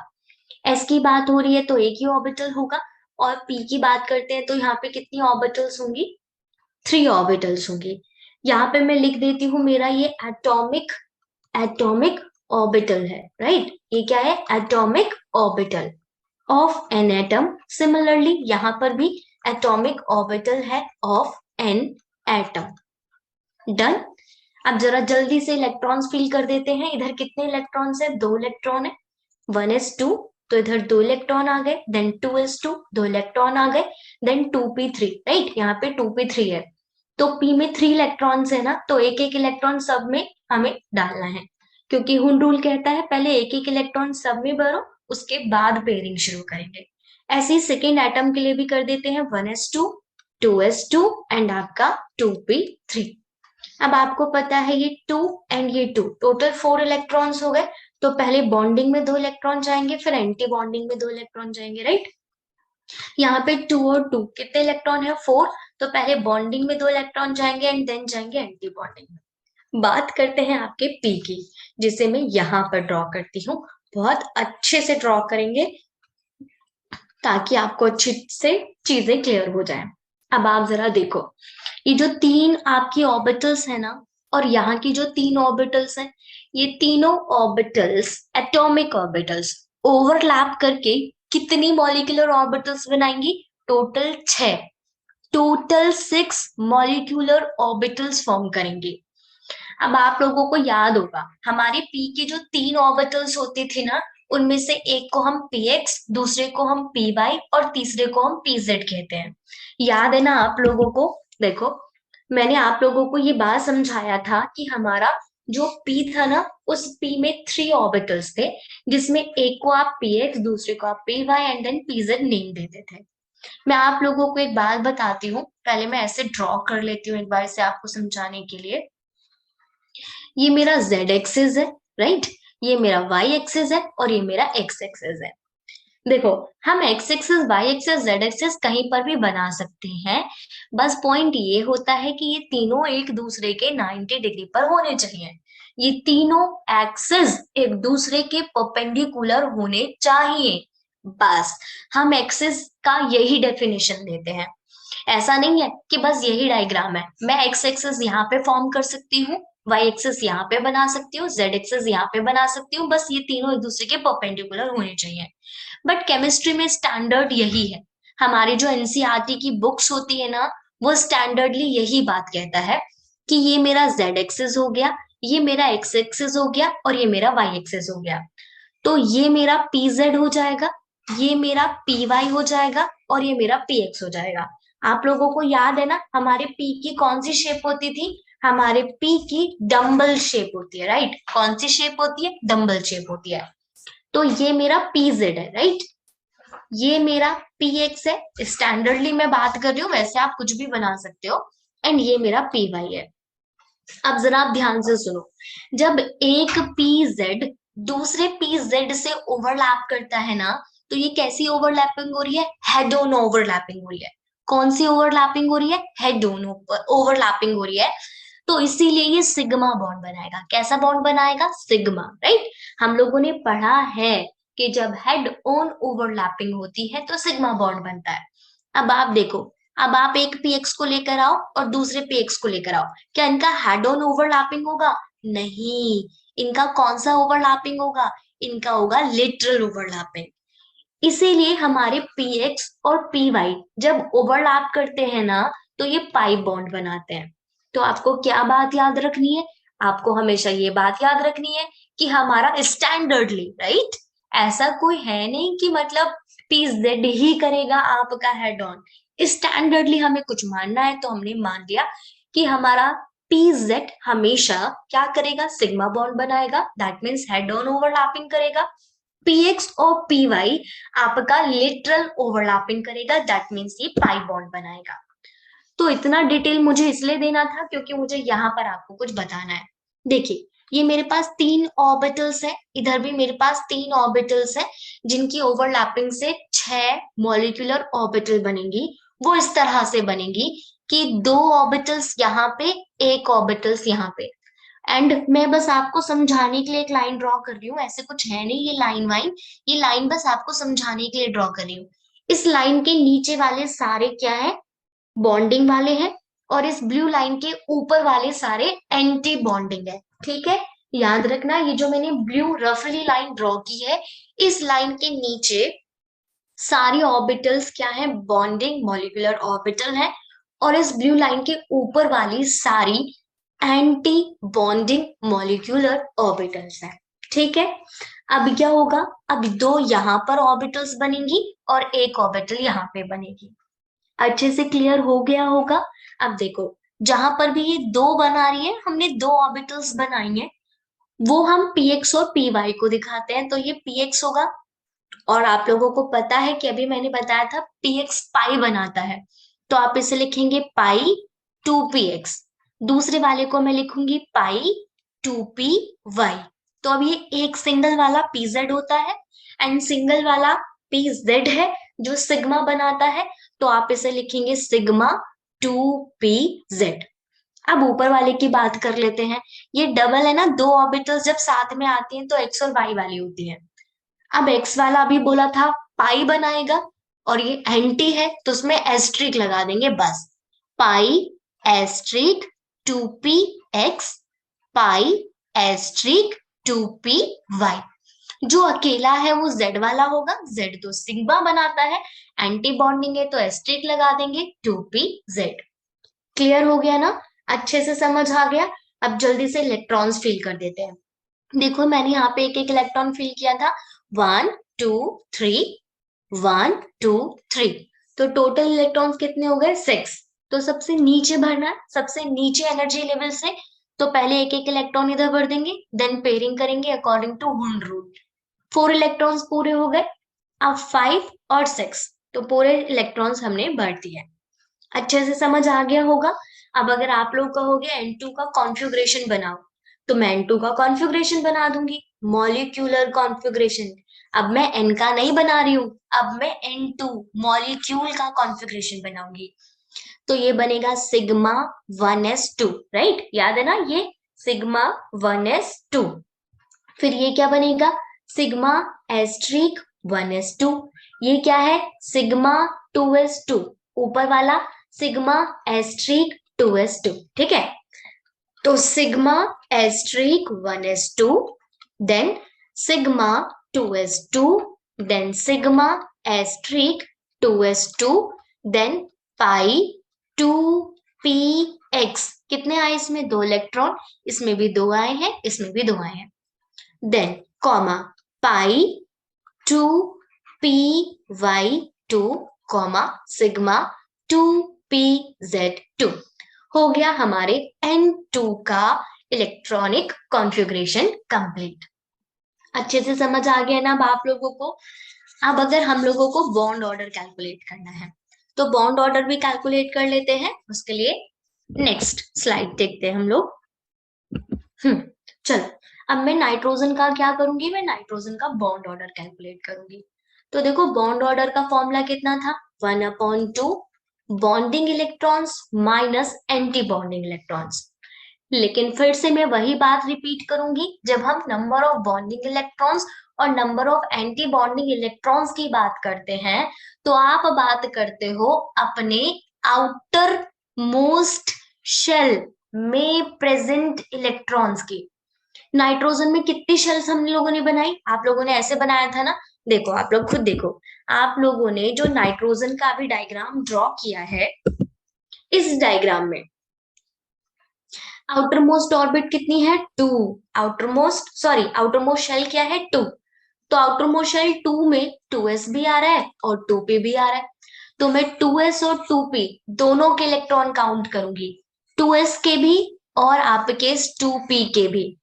तो बॉन्डिंग में, यहाँ पे बॉन्डिंग में कितने इलेक्ट्रॉन है 2, यहाँ पे बॉन्डिंग में कितने इलेक्ट्रॉन है 2, 2, 2, तो कैलकुलेट कर लो 8 हो गए। ठीक है, एंटी बॉन्डिंग के इलेक्ट्रॉन्स कैलकुलेट करते हैं 2, और यहाँ पे तो कुछ है ही नहीं, तो एंटी बॉन्डिंग के इलेक्ट्रॉन सिर्फ 2 है और बॉन्डिंग के इलेक्ट्रॉन्स 8 है। याद रखना, जब हम बॉन्ड ऑर्डर निकाल रहे हैं तो हम इनर, जो आपकी इनर वाली शेल है ना, उसके इलेक्ट्रॉन्स काउंट नहीं कर रहे हैं। ठीक है, आप इनर वाले के इलेक्ट्रॉन्स को काउंट नहीं कर रहे हो, सिर्फ आउटर मोस्ट, जो हमारा आउटर मोस्ट शेल है, सिर्फ उसके इलेक्ट्रॉन्स को हम काउंट कर रहे हैं। ठीक है, तो अभी आप लोगों ने देखा हमारे पास बॉन्डिंग इलेक्ट्रॉन्स आए थे 8, एंटी बॉन्डिंग इलेक्ट्रॉन्स आए थे 2, 8 में से 2 को माइनस कर दोगे 6, 6 डिवाइडेड बाय 2 इट बिकम 3। और आपको पता है जब नाइट्रोजन बनता है तो नाइट्रोजन नाइट्रोजन के बीच में ट्रिपल बॉन्ड आता है, तो बॉन्ड ऑर्डर 3 आ गया। पॉजिटिव 3 वैल्यू है बॉन्ड ऑर्डर की, इसका मतलब है आपका जो नाइट्रोजन है ना वो हाईली स्टेबल है, राइट? क्या है, बहुत ज्यादा स्टेबल है, क्योंकि पॉजिटिव वैल्यू आ रही है वो भी +3, तो ये हाईली स्टेबल है। अगर मैग्नेटिक नेचर की आप लोग बात करते हो तो जल्दी से इस डायग्राम को देख लो, यहाँ पर आपको दिखेगा कि कोई भी अनपेयर्ड इलेक्ट्रॉन नहीं था। ठीक है, अगर आप लोग इसे देखते हो तो आप लोग क्लियरली देख सकते हो ना, 1s में ये जो हमने s का बनाया है इसमें भी आपका कोई भी पेयर्ड इलेक्ट्रॉन नहीं है, आप लोगों ने जो 2s का बनाया है इसमें भी कोई पेयर्ड इलेक्ट्रॉन नहीं है, और 2p में भी सॉरी कोई अनपेयर्ड इलेक्ट्रॉन नहीं है। यहाँ पे सारे के सारे पेयर्ड इलेक्ट्रॉन्स अवेलेबल है। और हम लोगों ने डिस्कस किया था कि जब भी पेयर्ड इलेक्ट्रॉन्स होते हैं तो नेचर कैसा हो जाता है, डाईमैग्नेटिक। ठीक है, तो हमारा जो नाइट्रोजन है वो कैसा है, डाई मैग्नेटिक इन नेचर है। अच्छे से आप लोगों को बात समझ आ गई होगी। अब हम कंपैरिजन करेंगे बिना मॉलिक्यूलर ऑर्बिटल डायग्राम बनाए। आप कंपेयर करोगे N2 को, ये बहुत इंपॉर्टेंट कंपैरिजन कराने जा रही हूँ मैं आपको। इस टेबल को तो आप लर्न ही कर लेना, ये बहुत ही इंपॉर्टेंट टेबल है। Nitrogen N2 positive, N2 negative, N2 double negative. तो कंपैरिजन करने के लिए ना हम इसका कॉन्फ़िगरेशन बना लेते हैं। अगर आप लोगों को N2 का कॉन्फ़िगरेशन याद है तो वो राइट कर देते हैं, sigma 1s2 sigma asterisk 1s2। ठीक है, टोटल 8 इलेक्ट्रॉन मुझे भरने हैं, आप लोगों को सॉरी हमें टोटल 14 इलेक्ट्रॉन्स फिल करने हैं, याद रखना। फिर आएगा sigma 2s2, then sigma asterisk 2s2, तो यहाँ पर हो गए 4 इलेक्ट्रॉन, यहाँ पर हो गए आपके 4 इलेक्ट्रॉन, टोटल 8 इलेक्ट्रॉन हो गए। अब इसके बाद आएगा पाई 2px2 पाई 2py2। ठीक है, अब यहाँ पर टोटल कितने इलेक्ट्रॉन हो गए 4, 4 4 8 4 12 इलेक्ट्रॉन हो गए, 2 इलेक्ट्रॉन्स बच रहे हैं जो आएगा सिग्मा 2pz2 में। हो गया इसका कॉन्फ़िगरेशन। अभी हम लोगों ने बॉन्ड ऑर्डर तो इसका निकाला ही था, अभी हम लोगों ने पीछे ही निकाला था, इसका बॉन्ड ऑर्डर 3 आ रहा था, ये आपका स्टेबल आया था, राइट? अगर मैं यहाँ पे स्टेबिलिटी बताना चाहती हूँ यहाँ पे मैं, तो मैं ऊपर लिख देती हूँ हम स्टेबिलिटी, तो आप इसे लिख लो कि ये हाईली स्टेबल है। ठीक है, और अगर आप यहाँ पे नेचर लिखना चाहते हो तो इसका नेचर कैसा था, ये डायमैग्नेटिक था। अब बात करते हैं N2 पॉजिटिव की। N2 पॉजिटिव का क्या मतलब है, मैं नीचे राइट करती हूँ। N2 पॉजिटिव का मतलब है कि एक N आएगा और एक N पॉजिटिव आएगा। पॉजिटिव मतलब एक इलेक्ट्रॉन निकाल दिया होगा, राइट? एक इलेक्ट्रॉन निकाल दिया होगा, तो मैं यहां से एक इलेक्ट्रॉन को कम कर देती हूँ, तो ये क्या बनेगा, sigma 1s2 comma sigma asterisk 1s2 comma sigma 2s2 comma sigma asterisk 2s2 comma pi 2px2 comma pi 2py2 comma sigma 2pz1। एक पॉजिटिव चार्ज है ना, तो एक इलेक्ट्रॉन कम हो गया।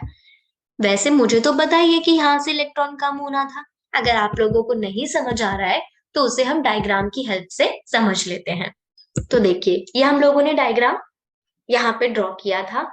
अब आप लोगों को समझाती हूँ ग्रीन कलर से। देखो, यहाँ पर मुझे क्या करना है, एक इलेक्ट्रॉन कम करना है, तो यहाँ से एक इलेक्ट्रॉन कम कर दिया जाएगा, राइट।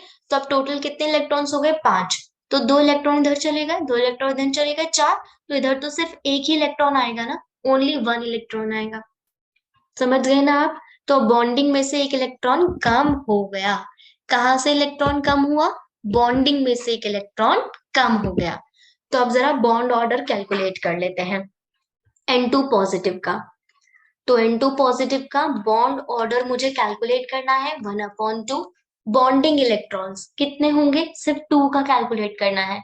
तो 2 इलेक्ट्रॉन यहाँ पर है, 2 इलेक्ट्रॉन यहाँ पर है, 2 इलेक्ट्रॉन यहाँ पर है और 1 इलेक्ट्रॉन यहाँ पर है। 2 + 2 4, 4 + 2 6, 6 + 1 7। माइनस एंटी बॉन्डिंग इलेक्ट्रॉन तो सिर्फ यही है, तो कितना आ जाएगा 2, राइट। तो 7 में से 2 को माइनस करेंगे 5, 5 डिवाइडेड बाई 2, दैट मीन्स 2.5। तो इसका बॉन्ड ऑर्डर कितना आ जाएगा, 2.5। तो ये सबसे ज्यादा स्टेबल था, ये भी स्टेबल है पर इसके कंपेयर में कम हो गया। तो यहाँ पर हम क्या कर देंगे, ये स्टेबल तो है बट ये लेस स्टेबल हो गया। अब देखो, 2pz में एक इलेक्ट्रॉन है ना, 2 इलेक्ट्रॉन नहीं है, एक है। अनपेयर्ड इलेक्ट्रॉन हो गया, और अनपेयर्ड इलेक्ट्रॉन है तो इसका नेचर कैसा हो गया, पैरा। अब बात करते हैं N2 नेगेटिव की। अब N2 नेगेटिव किससे बनेगा, एक N से और एक N नेगेटिव से। नेगेटिव मतलब एक एक्स्ट्रा इलेक्ट्रॉन आ जाएगा। तो जो हमारा N2 वाला कंडीशन था ना, देखो जल्दी से, ये जो आपका N2 वाला कंडीशन था, अब इसमें मुझे एक इलेक्ट्रॉन और ऐड करना पड़ेगा। तो ये ऊपर वाला तो बिल्कुल same as it is copy कर दूं, सिग्मा 1s2 कॉपी हो जाएगा, सिग्मा एस्ट्रिक ऐसे ही आएगा, राइट। फिर सिग्मा 2s2 भी ऐसे ही आएगा, सिग्मा एस्ट्रिक 2s2 भी ऐसे ही आएगा। ये भी पूरे एज इट इज आएंगे, राइट, क्योंकि इसमें 15 इलेक्ट्रॉन फील करने हैं, N2 में 14 थे, एक एक्स्ट्रा मिला है नेगेटिव चार्ज की वजह से। तो नाइट्रोजन वाला तो मुझे पूरा का पूरा ऐसे ही कॉपी करना है, पाई 2p/2 सिग्मा 2pz2। अब जरा आप डायग्राम देखो, मुझे तो पता है कि अब क्या आना है, मैं आप लोगों को समझाना चाहती हूँ। तो जल्दी से हम नाइट्रोजन का एनर्जी लेवल डायग्राम देखते हैं। तो अब आप उसके लिए समझो मेरी बात को। देखो, 3 इलेक्ट्रॉन इसमें है, मान लो अब ये N नेगेटिव का बना रही हूँ, मैं N नेगेटिव का बना रही हूँ। तो अब इसमें 3 नहीं 4 इलेक्ट्रॉन्स होंगे, राइट। कितने इलेक्ट्रॉन्स होंगे, 4। एक एक्स्ट्रा आया था ना, तो ये वाली जो ऑर्बिटल है ना, इसमें पेयर्ड इलेक्ट्रॉन हो जाएगा। तो अब मेरे पास टोटल कितने इलेक्ट्रॉन हो गए, 3 + 4 7। 2 इलेक्ट्रॉन इधर आ गए, 2 इलेक्ट्रॉन इधर आ गए 4, 2 इलेक्ट्रॉन इधर आ जाएंगे 6, और एक इलेक्ट्रॉन ऊपर चला जाएगा। एंटी बॉन्डिंग में एक इलेक्ट्रॉन इंक्रीज हो जाएगा। तो अब मेरे पास जो एक इलेक्ट्रॉन आया है, वो इलेक्ट्रॉन कहाँ पर जाएगा, अब वो इलेक्ट्रॉन आपका जा रहा है पाई, कहाँ जा रहा है, पाई एस्ट्रिक एंटी बॉन्डिंग में 2px1। समझ गए। अब इसका भी बॉन्ड ऑर्डर निकाल देते हैं। तो अब इसका बॉन्ड ऑर्डर कितना होगा, 1/2। बॉन्डिंग इलेक्ट्रॉन्स कितने हैं, 2 + 2 + 2 + 2। बॉन्डिंग इलेक्ट्रॉन्स है 8। एंटी बॉन्डिंग में 2 इलेक्ट्रॉन यहाँ पर और एक इधर आ गया 3। तो 8 में से 3 माइनस करेंगे 5/2, यानी इसका बॉन्ड ऑर्डर भी 2.5 आ गया। यानी ये भी क्या है, लेस स्टेबल है। अब देखो, 2px में एक ही इलेक्ट्रॉन आ रहा है ना, अनपेयर्ड इलेक्ट्रॉन है। अनपेयर्ड इलेक्ट्रॉन है तो पैरा इन नेचर हो गया।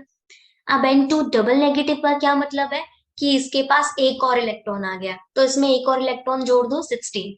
तो ये पूरा कॉन्फ़िगरेशन सेम आएगा, बस पाई एस्ट्रिक 2px2 हो जाएगा। क्या हो जाएगा, 2 हो जाएगा, राइट। एक और इलेक्ट्रॉन देना था।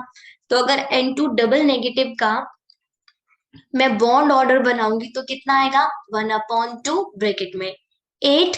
और देख रहे हो ना, एंटी बॉन्डिंग में एक और इलेक्ट्रॉन इंक्रीज करना है, तो 4, 4/2 यानी 2। तो इसका बॉन्ड ऑर्डर कितना हो जाएगा, 2। तो इसका मतलब है ये इन चारों में सबसे कम स्टेबल होगा, लीस्ट स्टेबल, क्योंकि इसका बॉन्ड ऑर्डर सबसे कम आया है। ठीक है ना। जिसका बॉन्ड ऑर्डर कम होता है वो उतना ही कम स्टेबल होता है। यहाँ पे क्या हुआ, देखो जरा, यहाँ तक क्लियर हो गया ना, अच्छे से समझ आ गया ना। एक गड़बड़ हो गई बच्चों, जल्दी से डायग्राम को देखते हैं, वो गड़बड़ समझाती हूँ। डायग्राम को देखोगे तो अच्छे से समझ आएगा मेरी बात। हाँ देखो, इसको थोड़ा सा इरेज करते हैं ताकि आप मेरे पॉइंट को अच्छे से समझ पाओ कि मैं आपको क्या कहना चाहती हूँ। मैं इसको इरेज करती हूँ, थोड़ा सा क्लियर ड्रॉ करेंगे इसे, और आप लोग फिर मेरे पॉइंट को समझ पाओगे। और जो मिस्टेक अभी मैंने जल्दबाजी में कर दी है वो मिस्टेक आप एग्जाम में ना करें, इस पॉइंट को हम लोग ध्यान रखेंगे। अब ये भी नेगेटिव है और ये भी नेगेटिव है, तो यहाँ पर भी 4 इलेक्ट्रॉन्स होंगे और यहाँ पर भी कितने इलेक्ट्रॉन्स होंगे, 4, राइट। मैंने ऐसे किया, पहले एक इलेक्ट्रॉन इधर लिया, फिर एक इधर, फिर एक इधर, फिर पेयरिंग शुरू की। हुन रूल ऐसे ही कहता है। तो 4 इलेक्ट्रॉन इधर, 4 इलेक्ट्रॉन इधर, टोटल 8 इलेक्ट्रॉन। तो पहले हुन रूल के अकॉर्डिंग एक एक इलेक्ट्रॉन इधर फिल किया जाएगा, उसके बाद पेयरिंग होगी। यहाँ पे एक इलेक्ट्रॉन होएगा, फिर पेयरिंग होगी। अब यहाँ पर भी वही करना है, एक इलेक्ट्रॉन इधर देना है, एक इलेक्ट्रॉन इधर देना है, उसके बाद पेयरिंग शुरू होगी, राइट। 8 इलेक्ट्रॉन्स हो गए, 2 2 2 2, टोटल कितने इलेक्ट्रॉन्स हो गए, 8। तो ये मेरे पास है pi 2p(x1) and pi, sorry asterisk anti bonding, pi asterisk 2p(y1). दोनों में एक एक इलेक्ट्रॉन डालने हैं, ना कि दोनों इलेक्ट्रॉन्स इसमें डाल देंगे, नहीं। हुन रूल भी तो फॉलो करना है। पहले एक एक इलेक्ट्रॉन दोनों ऑर्बिटल्स में जाएगा, जब एक एक इलेक्ट्रॉन दोनों में आ जाएगा उसके बाद पेयरिंग शुरू की जाएगी। अब मैंने कॉन्फ़िगरेशन में क्या कर दिया था, दोनों के दोनों इलेक्ट्रॉन्स इस 2px में डाल दिए थे। समझ गए ना आप मेरी बात को। तो अब ये कॉन्फ़िगरेशन करेक्ट क्या होगा, ये होगा pi asterisk 2px1 and pi asterisk 2py1। इधर भी अनपेयर्ड इलेक्ट्रॉन, इधर भी अनपेयर्ड इलेक्ट्रॉन, दोनों में अनपेयर्ड इलेक्ट्रॉन है, तो ये भी आपका पैरा इन नेचर हो गया। तब अब इससे कंक्लूजन क्या मिलता है, इससे ये कंक्लूजन मिलता है N2 सबसे ज्यादा स्टेबल है। अब चाहे केटाइन आए या एनाइन आए, दोनों ही क्या है, लेस स्टेबल है। और N2 डबल नेगेटिव पे 2 नेगेटिव चार्ज हो गए तो वो सबसे कम स्टेबल है। एंड ओनली नाइट्रोजन डायमैग्नेटिक है, बाकी सारी स्टेट इसकी क्या है, पैरामैग्नेटिक है। आपको अच्छे से समझ आ गया होगा ना, अच्छे से क्लियर हो गया है। तो अब चलो, अब हम लोग B2 का भी बना लेते हैं, बोरॉन का भी बना लेते हैं। अब देखो, बोरॉन एग्जिस्ट करता है या नहीं करता है, B2 की फॉर्म में चेक करते हैं। ये आपका किससे बनेगा, एक बी और दूसरे बी से। बोरॉन का एटॉमिक नंबर होता है 5। अगर मैं इसका कॉन्फ़िगरेशन बनाऊंगी तो 1s2 2s2 2p1। अब मैं डायरेक्टली इसका कॉन्फ़िगरेशन बनाऊंगी, डायग्राम नहीं बनाऊंगी, मैंने नाइट्रोजन का डायग्राम आपको बनाना सिखा दिया। तो कॉन्फ़िगरेशन बनेगा 1s2। अब मुझे इसमें 10 इलेक्ट्रॉन डालने हैं, 5 इसके और 5 इसके। तो नेक्स्ट बनेगा सिग्मा एस्ट्रिक 1s2, देन बनेगा सिग्मा 2s2, उसके बाद सिग्मा एस्ट्रिक 2s2। यहाँ पे 4 इलेक्ट्रॉन हो गए, यहाँ पे 4 इलेक्ट्रॉन हो गए। क्लियर है ना मेरी बात अच्छे से। अब क्या होगा, 2 इलेक्ट्रॉन्स बचे हैं, तो अब पी वाला शुरू होगा। अगर आप लोग पी वाले डायग्राम को देखना चाहते हो तो रफली डायग्राम में यहाँ पे ड्रॉ करती हूँ, जल्दी से समझेंगे इस बात को। याद है आप लोगों को, इधर 2 है, इधर 1 है, राइट। तो ये हमारे पास क्या था, पाई 2px था, ये था पाई 2py, और ऊपर था सिग्मा, राइट। ऊपर था सिग्मा 2pz। तो यहाँ पर एक इलेक्ट्रॉन है, यहाँ पर एक इलेक्ट्रॉन है, तो उन रूल से एक एक इलेक्ट्रॉन दोनों में जाएगा। तो मेरे पास आएगा पाई 2px1 कॉमा पाई 2py1। हो गया आपका B2 का कॉन्फ़िगरेशन। बॉन्ड ऑर्डर कैलकुलेट करना है तो बॉन्ड ऑर्डर का फॉर्मूला लगा दो, 1/2। बॉन्डिंग इलेक्ट्रॉन्स 1 के नहीं देखने हैं, सिर्फ आउटर मोस्ट के देखने हैं। तो 2 इलेक्ट्रॉन इधर है, 3 4, तो कितने इलेक्ट्रॉन्स है, 4 माइनस एंटी बॉन्डिंग में ओनली 2 इलेक्ट्रॉन्स है, तो ये आ जाएगा 2/2। दैट मीन्स बॉन्ड ऑर्डर कितना मिल गया, 1, यानी B2 एग्जिस्ट करता है। और इसका नेचर क्या है, इसका नेचर है पैरामैग्नेटिक। एक अनपेयर्ड इलेक्ट्रॉन इधर, एक अनपेयर्ड इलेक्ट्रॉन इधर। अब बिल्कुल ऐसे ही आपके कार्बन का भी देख लेते हैं, ठीक है। C2 का भी देख लेते हैं। अब C2 को चेक करते हैं। एक कार्बन दूसरे कार्बन से मिलकर बनेगा। कार्बन पे कितने इलेक्ट्रॉन्स होते हैं? 6 तो टोटल कितने हैं? 12। तो 12 का कॉन्फ़िगरेशन बनाते हैं। Sigma 1s2, sigma asterisk 1s2, sigma 2s2, sigma asterisk 2s2। 4 + 4 8 electrons हो गए हैं। अब किस में जाएगा? पाई में जाएगा। पाई 2px1, पाई 2py1। तो 8 9 10। अभी और इलेक्ट्रॉन्स बच रहे हैं, तो इधर 2 इधर 2 हो गया ना कॉन्फ़िगरेशन कंप्लीट। अच्छे से समझ आ गया। बॉन्ड ऑर्डर आप खुद निकाल लीजिएगा। नेचर डायमैग्नेटिक है, सारे ही पेयर्ड है। अब बात करते हैं ऑक्सीजन की। ऑक्सीजन नाइट्रोजन दोनों ही मोस्ट इंपॉर्टेंट है। जितना नाइट्रोजन इंपॉर्टेंट है ना, उतना ही ऑक्सीजन भी इंपॉर्टेंट है, ठीक है ना। बट इसमें एक नई चीज है। देखो, मैंने जो नाइट्रोजन का बनाया था ना एनर्जी लेवल डायग्राम, वो सबके लिए है। वो एनर्जी लेवल डायग्राम सबके लिए है, बस 3 को छोड़कर। किन 3 को छोड़कर, ये आप लोगों को याद रखना है। मैं रिपीट करती हूँ, मैंने जो एनर्जी लेवल डायग्राम नाइट्रोजन के लिए बनाया था, वो सबके लिए है, एक्सेप्ट किसे छोड़कर? ऑक्सीजन, फ्लोरीन, ठीक है, और नियोन। आप लोगों को बात याद रखनी है, ऑक्सीजन, फ्लोरीन और नियोन का एनर्जी लेवल डायग्राम में थोड़ा सा चेंज है। तो हमारे एग्जाम में तो ज्यादातर ऑक्सीजन का ही आता है, तो मैं ऑक्सीजन का ही आप लोगों को बना के दिखाऊंगी। ऑक्सीजन और O एटम से मिलकर बनेगा। ऑक्सीजन का एटॉमिक नंबर 8 होता है। 1s2, 2s2, right, and 2p4। Clear है ना। 1s का मैं नहीं बना रही हूँ, आप लोगों को पता है 1s का कैसे बनाते हैं। इस तरह से आप 1s का बना लीजिएगा, इतनी बार प्रैक्टिस कर लिया है। 2s2 का भी ऐसे बन जाएगा। चलो कंप्लीट ही कर देते हैं, जल्दी से इसे कंप्लीट कर देते हैं। यहाँ पर आएगा atomic orbital of O atom, इधर भी आएगा atomic orbital of O atom, right. तो यहाँ पर यहाँ पर बनाना है मुझे। ये मेरा है 1s2, ये मेरे पास है 2s2, और इसके बाद मेरे पास आना है ये वाला 2p वाला, राइट, इधर 2p। क्लियर है। ऐसे ही यहाँ पर 1s2, यहाँ पर आएगा 2s2, और यहाँ पर कितना आएगा? 2p4, 2p4। ये बनेगा bonding, anti bonding, bonding, anti bonding. इसे भी मैं बताती हूँ। यहाँ पे 2 इलेक्ट्रॉन्स, यहाँ पे 2 इलेक्ट्रॉन्स, यहाँ पे 1 2 3 4। इधर 2 इलेक्ट्रॉन्स, इधर 2 इलेक्ट्रॉन्स, इधर 1 2 3 4। 2 और 2 4 इलेक्ट्रॉन्स, तो इधर चारों भर दिए हैं। इधर 2 + 2 4, 1 2 3 4। अब इसको यहाँ पर बनाती हूँ, अच्छे से एक्सप्लेन करना है, तो यहाँ पर अच्छे से एक्सप्लेन करने के लिए थोड़ा सा बड़ा डायग्राम ड्रॉ कर लेते हैं। आप बोलोगे अभी तक तो सब कुछ सेम ही चल रहा है, तो अभी तक तो सब कुछ सेम ही चल रहा है, आगे जाके थोड़ा सा चेंज होने वाला है। यहाँ पर पहले आएगा 1, देन आएगा आपका 2, फिर आएगा 2, एंड देन आएगा 1। नाइट्रोजन के केस में क्या था, समझाऊं क्या? नाइट्रोजन के केस में यहाँ पर 2 था, यहाँ पर 1 था, यहाँ पर 2 था, यहाँ पे 1 था। तो ऑक्सीजन, फ्लोरीन और नियोन के केस में ना ये उल्टा हो जाता है। यहाँ पर आएगा तुम्हारा 1 देन 2। क्लियर हो गया। इस बात को कभी नहीं भूलेंगे।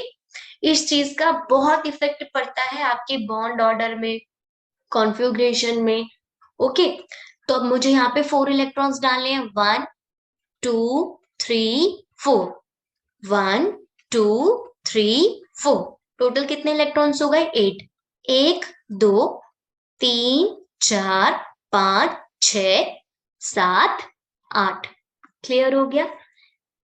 अब इसका नाम कैसे लिखेंगे? एक अकेला है तो Z वाला होगा, तो ये जाएगा सिग्मा 2pz।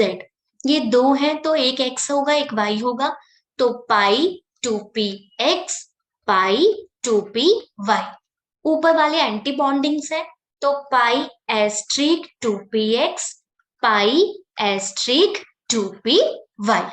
अब अगर आप लोग बोलो ऑक्सीजन का कॉन्फ़िगरेशन बनाना है, तो बनाते हैं ऑक्सीजन का कॉन्फ़िगरेशन। क्या बनेगा? Sigma 1s2, sigma asterisk 1s2, sigma 2s2, sigma asterisk 2s2, then sigma 2pz2, then pi 2px2, pi 2py2, pi asterisk 2px1, pi asterisk 2py1। हो गया ना? अच्छे से समझ आ गया? अब अगर मैं इसका बॉन्ड ऑर्डर निकालती हूँ, तो मैं बॉन्ड ऑर्डर यहीं पर निकाल देती हूँ, फिर आप लोगों को डायग्राम मुझे पीछे दिखाना होता है। तो जल्दी से इसका बॉन्ड ऑर्डर कैलकुलेट करते हैं। Bond order is equals to half number of bonding electrons. तो 1 वाला तो काउंट नहीं करना है, यहां से करना है। इसमें 2 इलेक्ट्रॉन्स, +2 +2 +2, टोटल कितने हो गए? 8 minus anti bonding electron 2 and इधर भी 2, तो टोटल कितने हो गए? 4, 4/2, तो कितना आ गया? 2। तो ऑक्सीजन का बॉन्ड ऑर्डर कितना आ गया? 2। या और आपको पता भी है O2 कैसे बनता है? O और O के बीच में डबल बॉन्ड से, तो ये भी स्टेबल है, लेकिन नाइट्रोजन से कम स्टेबल है। आप लोगों को पता है ना, नाइट्रोजन का बॉन्ड ऑर्डर 3 आया था। तो यहाँ पर भी कंपैरिजन टेबल बनाते हैं। O2, O2 positive, O2 negative and O2 double negative के बीच में। अब तो आप लोगों को एकदम अच्छे से प्रैक्टिस हो गया होगा। कॉन्फ़िगरेशन लास्ट वाले का बनाएंगे। अब हम 1s वाला नहीं बना रही हूँ मैं, 2s का भी नहीं बना रही हूँ, मैं सीधा पाई पे जाती हूँ। ठीक है, मैं सीधा क्या कर रही हूँ? मैं सीधा पाई का फॉर्म कर रही हूँ। तो मैंने जो कॉन्फ़िगरेशन बनाया था, आप देखिए यहाँ पे, ये देखिए, मैं इसका नहीं बना रही हूँ, मैं इसका नहीं बना रही हूँ, मैं सीधा इस पे बना रही हूँ। तो मैं सिग्मा 2pz डायरेक्ट ये लिखूंगी जो मेन टर्म्स है। ठीक है, तो कॉन्फ़िगरेशन क्या बनाया था हम लोगों ने? सिग्मा 2pz2 पाई 2px2 पाई 2py2 पाई एस्ट्रिक 2px1 पाई एस्ट्रिक 2py1। ठीक है, हम लोगों ने बॉन्ड ऑर्डर कैलकुलेट कर लिया था 2। ये अभी आपका स्टेबल है, या यहाँ पे लिख देती हूँ हाईली स्टेबल है, हमें कंपेयर करना है ना, इसीलिए। ओके, देखो अनपेयर्ड इलेक्ट्रॉन्स आ गए, अनपेयर्ड इलेक्ट्रॉन्स आ गए हैं ऑक्सीजन के अंदर, इसीलिए ये कौन सा नेचर का हो जाएगा? इसका नेचर हो गया पैरामैग्नेटिक। O2 पॉजिटिव मतलब एक इलेक्ट्रॉन कम करना है, तो पीछे से एक इलेक्ट्रॉन कम कर दो। तो सिग्मा 2pz2 ऐसे ही, pi 2px2 as it is, pi 2py2 as it is, pi asterisk 2px1, और ये तो एक इलेक्ट्रॉन चला गया। क्लियर हो गया ना? अब इसका हमें क्या करना है? बॉन्ड ऑर्डर कैलकुलेट करना है। तो बॉन्ड ऑर्डर कितना हो जाएगा? 1/2। आपको याद है ना, हमारे पास बॉन्डिंग इलेक्ट्रॉन्स कितने थे? 8, एंटी बॉन्डिंग 4 थे, पर एक इलेक्ट्रॉन एंटी बॉन्डिंग से चला गया, तो कितना आ जाएगा? 3। तो ये आ जाएगा 5/2। ठीक है, कितना आ जाएगा? 5/2। तो ये कितना हो जाएगा? 2.5, यानी ये सबसे ज्यादा स्टेबल होगा, O2 से भी ज्यादा स्टेबल है। तो आप इसे स्टेबल लिख दो और इसे मोस्ट स्टेबल लिख दो। यहाँ पर भी अभी अनपेयर्ड इलेक्ट्रॉन बाकी है, तो ये कौन सा हो गया? पैरामैग्नेटिक। अब बात करनी है O2 नेगेटिव की, तो ऑक्सीजन में से यहाँ से एक इलेक्ट्रॉन ऐड करना है। तो एक इलेक्ट्रॉन ऐड करूंगी तो वो यहाँ पे जाएगा ना, अब ये पेयर्ड हो जाएगा, पहले अनपेयर्ड था, अब ये पेयर्ड हो जाएगा, तो हो जाएगा सिग्मा 2pz2। आप लोगों को समझाने के लिए मैं एक बार डायग्राम दिखा देती हूँ। देखो, अभी मैं क्या कर रही हूँ? O2 नेगेटिव बना रही हूँ। O2 नेगेटिव मतलब इसके पास एक और इलेक्ट्रॉन एक्स्ट्रा आ जाएगा। तो अब मैं 2 इलेक्ट्रॉन्स यहाँ पे भर चुकी थी, राइट? अब 9th इलेक्ट्रॉन के लिए मैं इसे क्या कर दूंगी? पेयर्ड कर दूंगी, हुंड रूल के अकॉर्डिंग। तो अभी आप लोग समझ गए होंगे, इसलिए मैं बोल रही हूँ यहाँ पर एक इलेक्ट्रॉन ऐड हो जाएगा। तो पाई 2px2 पाई 2py2 पाई एस्ट्रिक 2p(x2), एक इलेक्ट्रॉन आने पे ये पेयर्ड हो गया। पाई एस्ट्रिक 2p(y1). अब इसका बॉन्ड ऑर्डर निकाल दो जल्दी से। किसका हम निकाल रहे हैं? O2 negative. ये आपने O2 पॉजिटिव का निकाला था। देखो बॉन्डिंग इलेक्ट्रॉन्स तो अब भी 80 है ना, एक इलेक्ट्रॉन एंटी बॉन्डिंग में आया है, स्टार वाले में आया है। तो O2 में यहाँ पे 4 थे, अब यहाँ पे कितने इलेक्ट्रॉन्स हो जाएंगे? 5। तो ये आ जाएगा 3/2, दैट मीन्स 1.5। तो बॉन्ड ऑर्डर घट गया ना, तो अब ये क्या हो जाएगा? लेस स्टेबल हो गया। ठीक है ना। अब देखो अभी भी यहाँ पे एक अनपेयर्ड इलेक्ट्रॉन है, तो ये भी अभी पैरामैग्नेटिक इन नेचर है। O2 डबल नेगेटिव में एक और इलेक्ट्रॉन आएगा, राइट। O2 में एक और इलेक्ट्रॉन ऐड कर दूं, तो अब जो एक और इलेक्ट्रॉन आएगा वो इसे पेयर कर देगा। ठीक है ना। डायग्राम देखो जल्दी से, डायग्राम देखो, क्लियर हो जाएगा सारी बातें। अब ये पहले, अब यहाँ पे एक ही इलेक्ट्रॉन था ना, अब यहाँ पे एक और इलेक्ट्रॉन आ जाएगा। ठीक है। अब ये दोनों पेयर्ड हो जाएंगे। अगर O2 ट्रिपल नेगेटिव आएगा, तो फिर अब एक इलेक्ट्रॉन इधर आ जाएगा। समझ गए ना आप लोग मेरी बात को? तो अब जल्दी से हम लोग क्या करेंगे, अब हम लोग इसे भी पेयर्ड कर देंगे। किसके लिए? O2 डबल नेगेटिव के लिए। तो ये बनेगा सिग्मा 2p(Z2), पाई 2p(x2), पाई 2p(y2), पाई एस्ट्रिक 2p(x2), पाई एस्ट्रिक 2p(Z2). बॉन्ड ऑर्डर निकाला, राइट। तो बॉन्डिंग में तो वही 8 ही इलेक्ट्रॉन है, एंटी बॉन्डिंग में एक और इलेक्ट्रॉन जुड़ गया। पहले 5 थे, अब एक और जुड़ जाएगा, तो आ जाएगा 2/2 यानी 1। यानी ये तो सबसे कम स्टेबल है, लीस्ट स्टेबल स्टेट। इसमें सारे इलेक्ट्रॉन्स पेयर्ड हो गए, तो ये है आपका डाईमैग्नेटिक। तो स्टेबल को याद रख लेना, कॉन्फ़िगरेशन याद करने की जरूरत नहीं है, बॉन्ड ऑर्डर, स्टेबिलिटी और नेचर याद कर लेना। सिर्फ O2 डबल नेगेटिव ही है जो क्या है? डाई है। बाकी सारे के सारे क्या है? पैरामैग्नेटिक इन नेचर है। तो अब आप लोगों ने जो समझा है ना, उस पर बेस्ड हम कुछ क्वेश्चंस कर लेते हैं। ठीक है। ये जो क्वेश्चन आप देख रहे हो ना, ये क्वेश्चन हमारे 2020 में आपके एग्जाम में पूछा गया था। तो क्वेश्चन क्या है? क्वेश्चन है based on molecular orbital theory. Molecular orbital theory की बिहाफ पर which of the following statement is correct? किसके रिस्पेक्ट में? N2, N2 पॉजिटिव, O2 और O2 पॉजिटिव। क्वेश्चन है bond order of N2 and O2 are higher than their corresponding cations. N2 और O2 का bond order इनके cation से ज्यादा है। चलो अभी O2 का कंपेयर किया था, वही कंपेयर कर लेते हैं। O2 से ही पता चल जाएगा, अभी मैंने डायग्राम बनाया था। अगर आप इस टेबल को लर्न कर लोगे ना, लर्न कर लोगे, जो मैं कह रही हूँ कि लर्न करो, तो आपको ना डायग्राम बनाने की जरूरत नहीं पड़ेगी, और एग्जाम में इतना टाइम होगा भी नहीं कि आप डायग्राम बनाओ। ये तो मुझे समझाना था कि आपको समझ आए कि आखिर पॉइंट होता क्या है। तो आप देखो, ये आपका O2 है और ये आपका केटाइन है। O2 का बॉन्ड ऑर्डर कितना है? 2। और O2 पॉजिटिव का केटाइन ऑर्डर कितना है? 2.5। तो O2 पॉजिटिव का बॉन्ड ऑर्डर ऑक्सीजन से ज्यादा है। अब जरा एक बार आपके नाइट्रोजन को भी चेक कर लेते हैं। हम लोगों ने अभी नाइट्रोजन का भी टेबल बनाया था ना, जल्दी से एक बार उस नाइट्रोजन के टेबल को भी चेक करते हैं। हाँ, ये रहा हमारा। अब देखो नाइट्रोजन का बॉन्ड ऑर्डर कितना है? 3। लेकिन N2 पॉजिटिव का बॉन्ड ऑर्डर कितना है? 2.5। तो यहाँ पे तो कम हो गया। तो ऑक्सीजन के लिए तो सही है, ऑक्सीजन के केटाइन का बॉन्ड ऑर्डर ऑक्सीजन से ज्यादा है, पर नाइट्रोजन के लिए तो ये केस गलत हो गया ना। तो इसलिए कह रही हूँ इस टेबल को लर्न कर लेना। ठीक है। ये टेबल से रिलेटेड बहुत क्वेश्चंस आपके एग्जाम में आएंगे। तो ये ए ऑप्शन है, तो ये ए ऑप्शन तो हमारा हो गया गलत। अब नेक्स्ट देखते हैं। Bond energy of N2 positive is higher than that of N2, whereas bond energy of N2 positive is lower than that of O2। Question में कहा है N2 पॉजिटिव का बॉन्ड एनर्जी N2 से क्या है? ज्यादा है। अब बॉन्ड एनर्जी हम बॉन्ड ऑर्डर से ही कैलकुलेट करते हैं। ठीक है।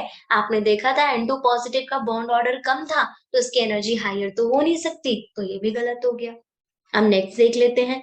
The unpaired electron in N2 positive and O2 positive are present in sigma and pi asterisk orbital respectively. N2 positive और O2 पॉजिटिव के अनपेयर्ड इलेक्ट्रॉन्स मुझे चेक करने हैं, तो जल्दी से चेक कर लेते हैं। O2 पॉजिटिव का अनपेयर्ड इलेक्ट्रॉन इसमें आ रहा है, बिल्कुल आ रहा है। पाई एस्ट्रिक में अनपेयर्ड इलेक्ट्रॉन आ रहा है। अब N2 पॉजिटिव का भी देख लेते हैं जल्दी से। एक मिनट, जल्दी से हम लोगों ने जो टेबल बनाई है उस टेबल को चेक करते हैं। ये रहा। अब देखो N2 पॉजिटिव में अनपेयर्ड इलेक्ट्रॉन कहाँ पर आ रहा है, सिग्मा में आ रहा है। समझ गए ना? N2 पॉजिटिव का अनपेयर्ड इलेक्ट्रॉन सिग्मा में आ रहा है। देखो ये 2 है, पेयर्ड है, ये भी 2 है, पेयर्ड है। कलर चेंज करती हूँ समझाने के लिए। देखो 2 इलेक्ट्रॉन पेयर्ड, ये भी पेयर्ड, ये भी पेयर्ड, ये भी पेयर्ड, ये भी पेयर्ड, ये भी पेयर्ड, पर ये अनपेयर्ड है और किस में है, सिग्मा में है। तो नाइट्रोजन का केस सही हो गया। एक बार ऑक्सीजन का केस भी चेक कर लेते हैं। ये रहा मेरा टेबल O2 का। अब देखो O2 पॉजिटिव में ये मेरे पास 2 इलेक्ट्रॉन है, पेयर्ड है, 2 इलेक्ट्रॉन है, पेयर्ड है, 2 इलेक्ट्रॉन है, पेयर्ड है। ये है मेरे पास 1, दिख रहा है ना आप लोगों को? 1 अनपेयर्ड इलेक्ट्रॉन किस में आ रहा है, पाई एस्ट्रिक में। और यही तो हमारा पॉइंट भी कह रहा था, देख लो। N2 पॉजिटिव का अनपेयर्ड इलेक्ट्रॉन सिग्मा में है, O2 पॉजिटिव का अनपेयर्ड इलेक्ट्रॉन पाई एस्ट्रिक में है। That means option C is correct. तो सी ऑप्शन हमारा करेक्ट है। देखा कितना सिंपल था, बस थोड़ा सा आपको प्रैक्टिस करना पड़ेगा। क्वेश्चन है 2019 में, ठीक है, ये क्वेश्चन 2019 में हमारे गेट एग्जाम में पूछा गया था। मॉलिक्यूलर ऑर्बिटल थ्योरी के बिहाफ पर नंबर ऑफ पैरामैग्नेटिक स्पेसेस बताने हैं। क्या बताने? Number of paramagnetic spaces. मैंने आप लोगों को टेबल लर्न करने के लिए बोला था। मैंने आप लोगों से कहा था कि सिर्फ O2 double negative, only O2 double negative diamagnetic था। O2, O2 positive, O2 negative, ठीक है ना? ये तीनों के तीनों क्या थे, पैरामैग्नेटिक इन नेचर थे। इसीलिए मैं आपसे कह रही हूँ टेबल लर्न करो। अब नाइट्रोजन का भी देख लेते हैं। हमारा नाइट्रोजन डाईमैग्नेटिक था और बाकी जो भी स्टेट थी, N2 positive, N2 negative, N2 double negative, ये तीनों क्या थे, पैरामैग्नेटिक थे। एंड क्वेश्चन में हमसे पैरामैग्नेटिक ही पूछा है, तो N2 तो डाई है, हटा दो। ये पैरा है, ये भी पैरा है। O2 पैरा है, O2 पॉजिटिव भी पैरा है, O2 नेगेटिव भी पैरा है, बट ये डाई है। तो कितने हो गए, 1 2 3 4 5। तो हमारा आंसर कितना आ गया, 5 आ गया। अच्छे से समझ आ गया ना क्वेश्चन? तो इसमें टोटल 5 स्पीसीज है जो क्या है, पैरामैग्नेटिक इन नेचर। तो टेबल याद करेंगे, जरूर टेबल याद करेंगे। अब उसके बाद है decreasing order of bond length of for O2 B2 N2 C2। इसके लिए ना मैं आप लोगों को एक टेबल जल्दी से फॉर्म करवा देती हूँ। मैंने वैसे इन सब का बॉन्ड ऑर्डर आप लोगों को अभी कैलकुलेट करवा दिया है, पर फिर भी मैं एक बार और बॉन्ड ऑर्डर कैलकुलेट कर लेती हूँ। मैं हाइड्रोजन का भी निकाल लेती हूँ, यहाँ पे हीलियम का भी लिख देती हूँ। B2 का भी हमने निकाला है, Be2 का भी निकाला है, हमने C2 का भी निकाला है, N2 का भी निकाला है, O2 का भी निकाला है। सबका लिख लेते हैं। O2 का 2 निकाला था, N2 का 3 था, C2 का 2 था, Be2 का 1 था, बोरॉन का 0 था, हीलियम का 0 था और H2 का हम लोगों ने 1 निकाला था। ठीक है, ये आप लोग जरूर ही लर्न कर लेना। ठीक है, साथ में अभी हम लोगों ने टेबल तो फॉर्म कर ही लिए, आप यहाँ पर इनके नेचर्स को भी राइट कर लेना। N2 का अलग से याद कर लेना इसके कैटाइन एनाइन के साथ, O2 का भी अलग से याद कर लेना इसके कैटाइन और एनाइन के साथ। ये बातें मैं आपको बार बार बोल रही हूँ। N2 और O2 की टेबल को आपको लर्न करना ही है। ये हमारे एग्जाम में कम नहीं पूछे जाते हैं, ये आपके एग्जाम में बहुत ही ज्यादा पूछे जाते हैं। ठीक है, अब देखो जितना ज्यादा बॉन्ड ऑर्डर होता है ना हमारा, जितना ज्यादा बॉन्ड ऑर्डर होता है उतनी ही छोटी हमारी बॉन्ड लेंथ होती है। ठीक है, हम एक क्लास करेंगे जिसमें हम इनकी डेफिनेशन और इनके रिलेशन को डिस्कस करेंगे। तो आपका बॉन्ड ऑर्डर जितना ज्यादा होगा आपकी बॉन्ड लेंथ उतनी ही छोटी होगी, क्योंकि बॉन्ड ऑर्डर अगर ज्यादा होगा तो आपके न्यूक्लियस पास में आने लगते हैं। ठीक है, अगर मान लो ये एक ए एटम है, ये एक ए एटम है, सिंगल बॉन्ड है तो इनके बीच में अट्रैक्शन कम है। अब अगर मैं इनके बीच में डबल बॉन्ड करूंगी तो अट्रैक्शन ज्यादा हो जाएगा, ये थोड़े पास आ जाएंगे। और ट्रिपल बॉन्ड होगा तो इनके बीच में अट्रैक्शन और ज्यादा हो जाएगा, तो ये और पास आ जाएंगे। तो बॉन्ड लेंथ छोटी होती जाती है। तो देखो नाइट्रोजन का इन सब में बॉन्ड ऑर्डर सबसे ज्यादा है, तो इसकी बॉन्ड लेंथ सबसे कम होनी चाहिए। तो मैं बस लास्ट का ऑप्शन चेक कर लूंगी, गलत है। नाइट्रोजन यहाँ पर है, यहाँ पे नाइट्रोजन नहीं है, ये भी नहीं है। सीधी सी बात है, ऑप्शन बी ठीक हो गया। समझ गए ना, सीधी सी बात है। हमारा कौन सा ऑप्शन ठीक हो गया? आपका बी ऑप्शन ठीक हो गया, क्योंकि नाइट्रोजन सबसे आखिरी में इसी में ही है। तो इस तरह से हमारे इस टॉपिक से क्वेश्चंस पूछे गए हैं, जो बहुत ही ज्यादा इम्पोर्टेंट है। ये टॉपिक बहुत इम्पोर्टेंट है, इजी भी है, बस थोड़ा सा इसे लर्न करना पड़ेगा। तो आज के लिए इतना।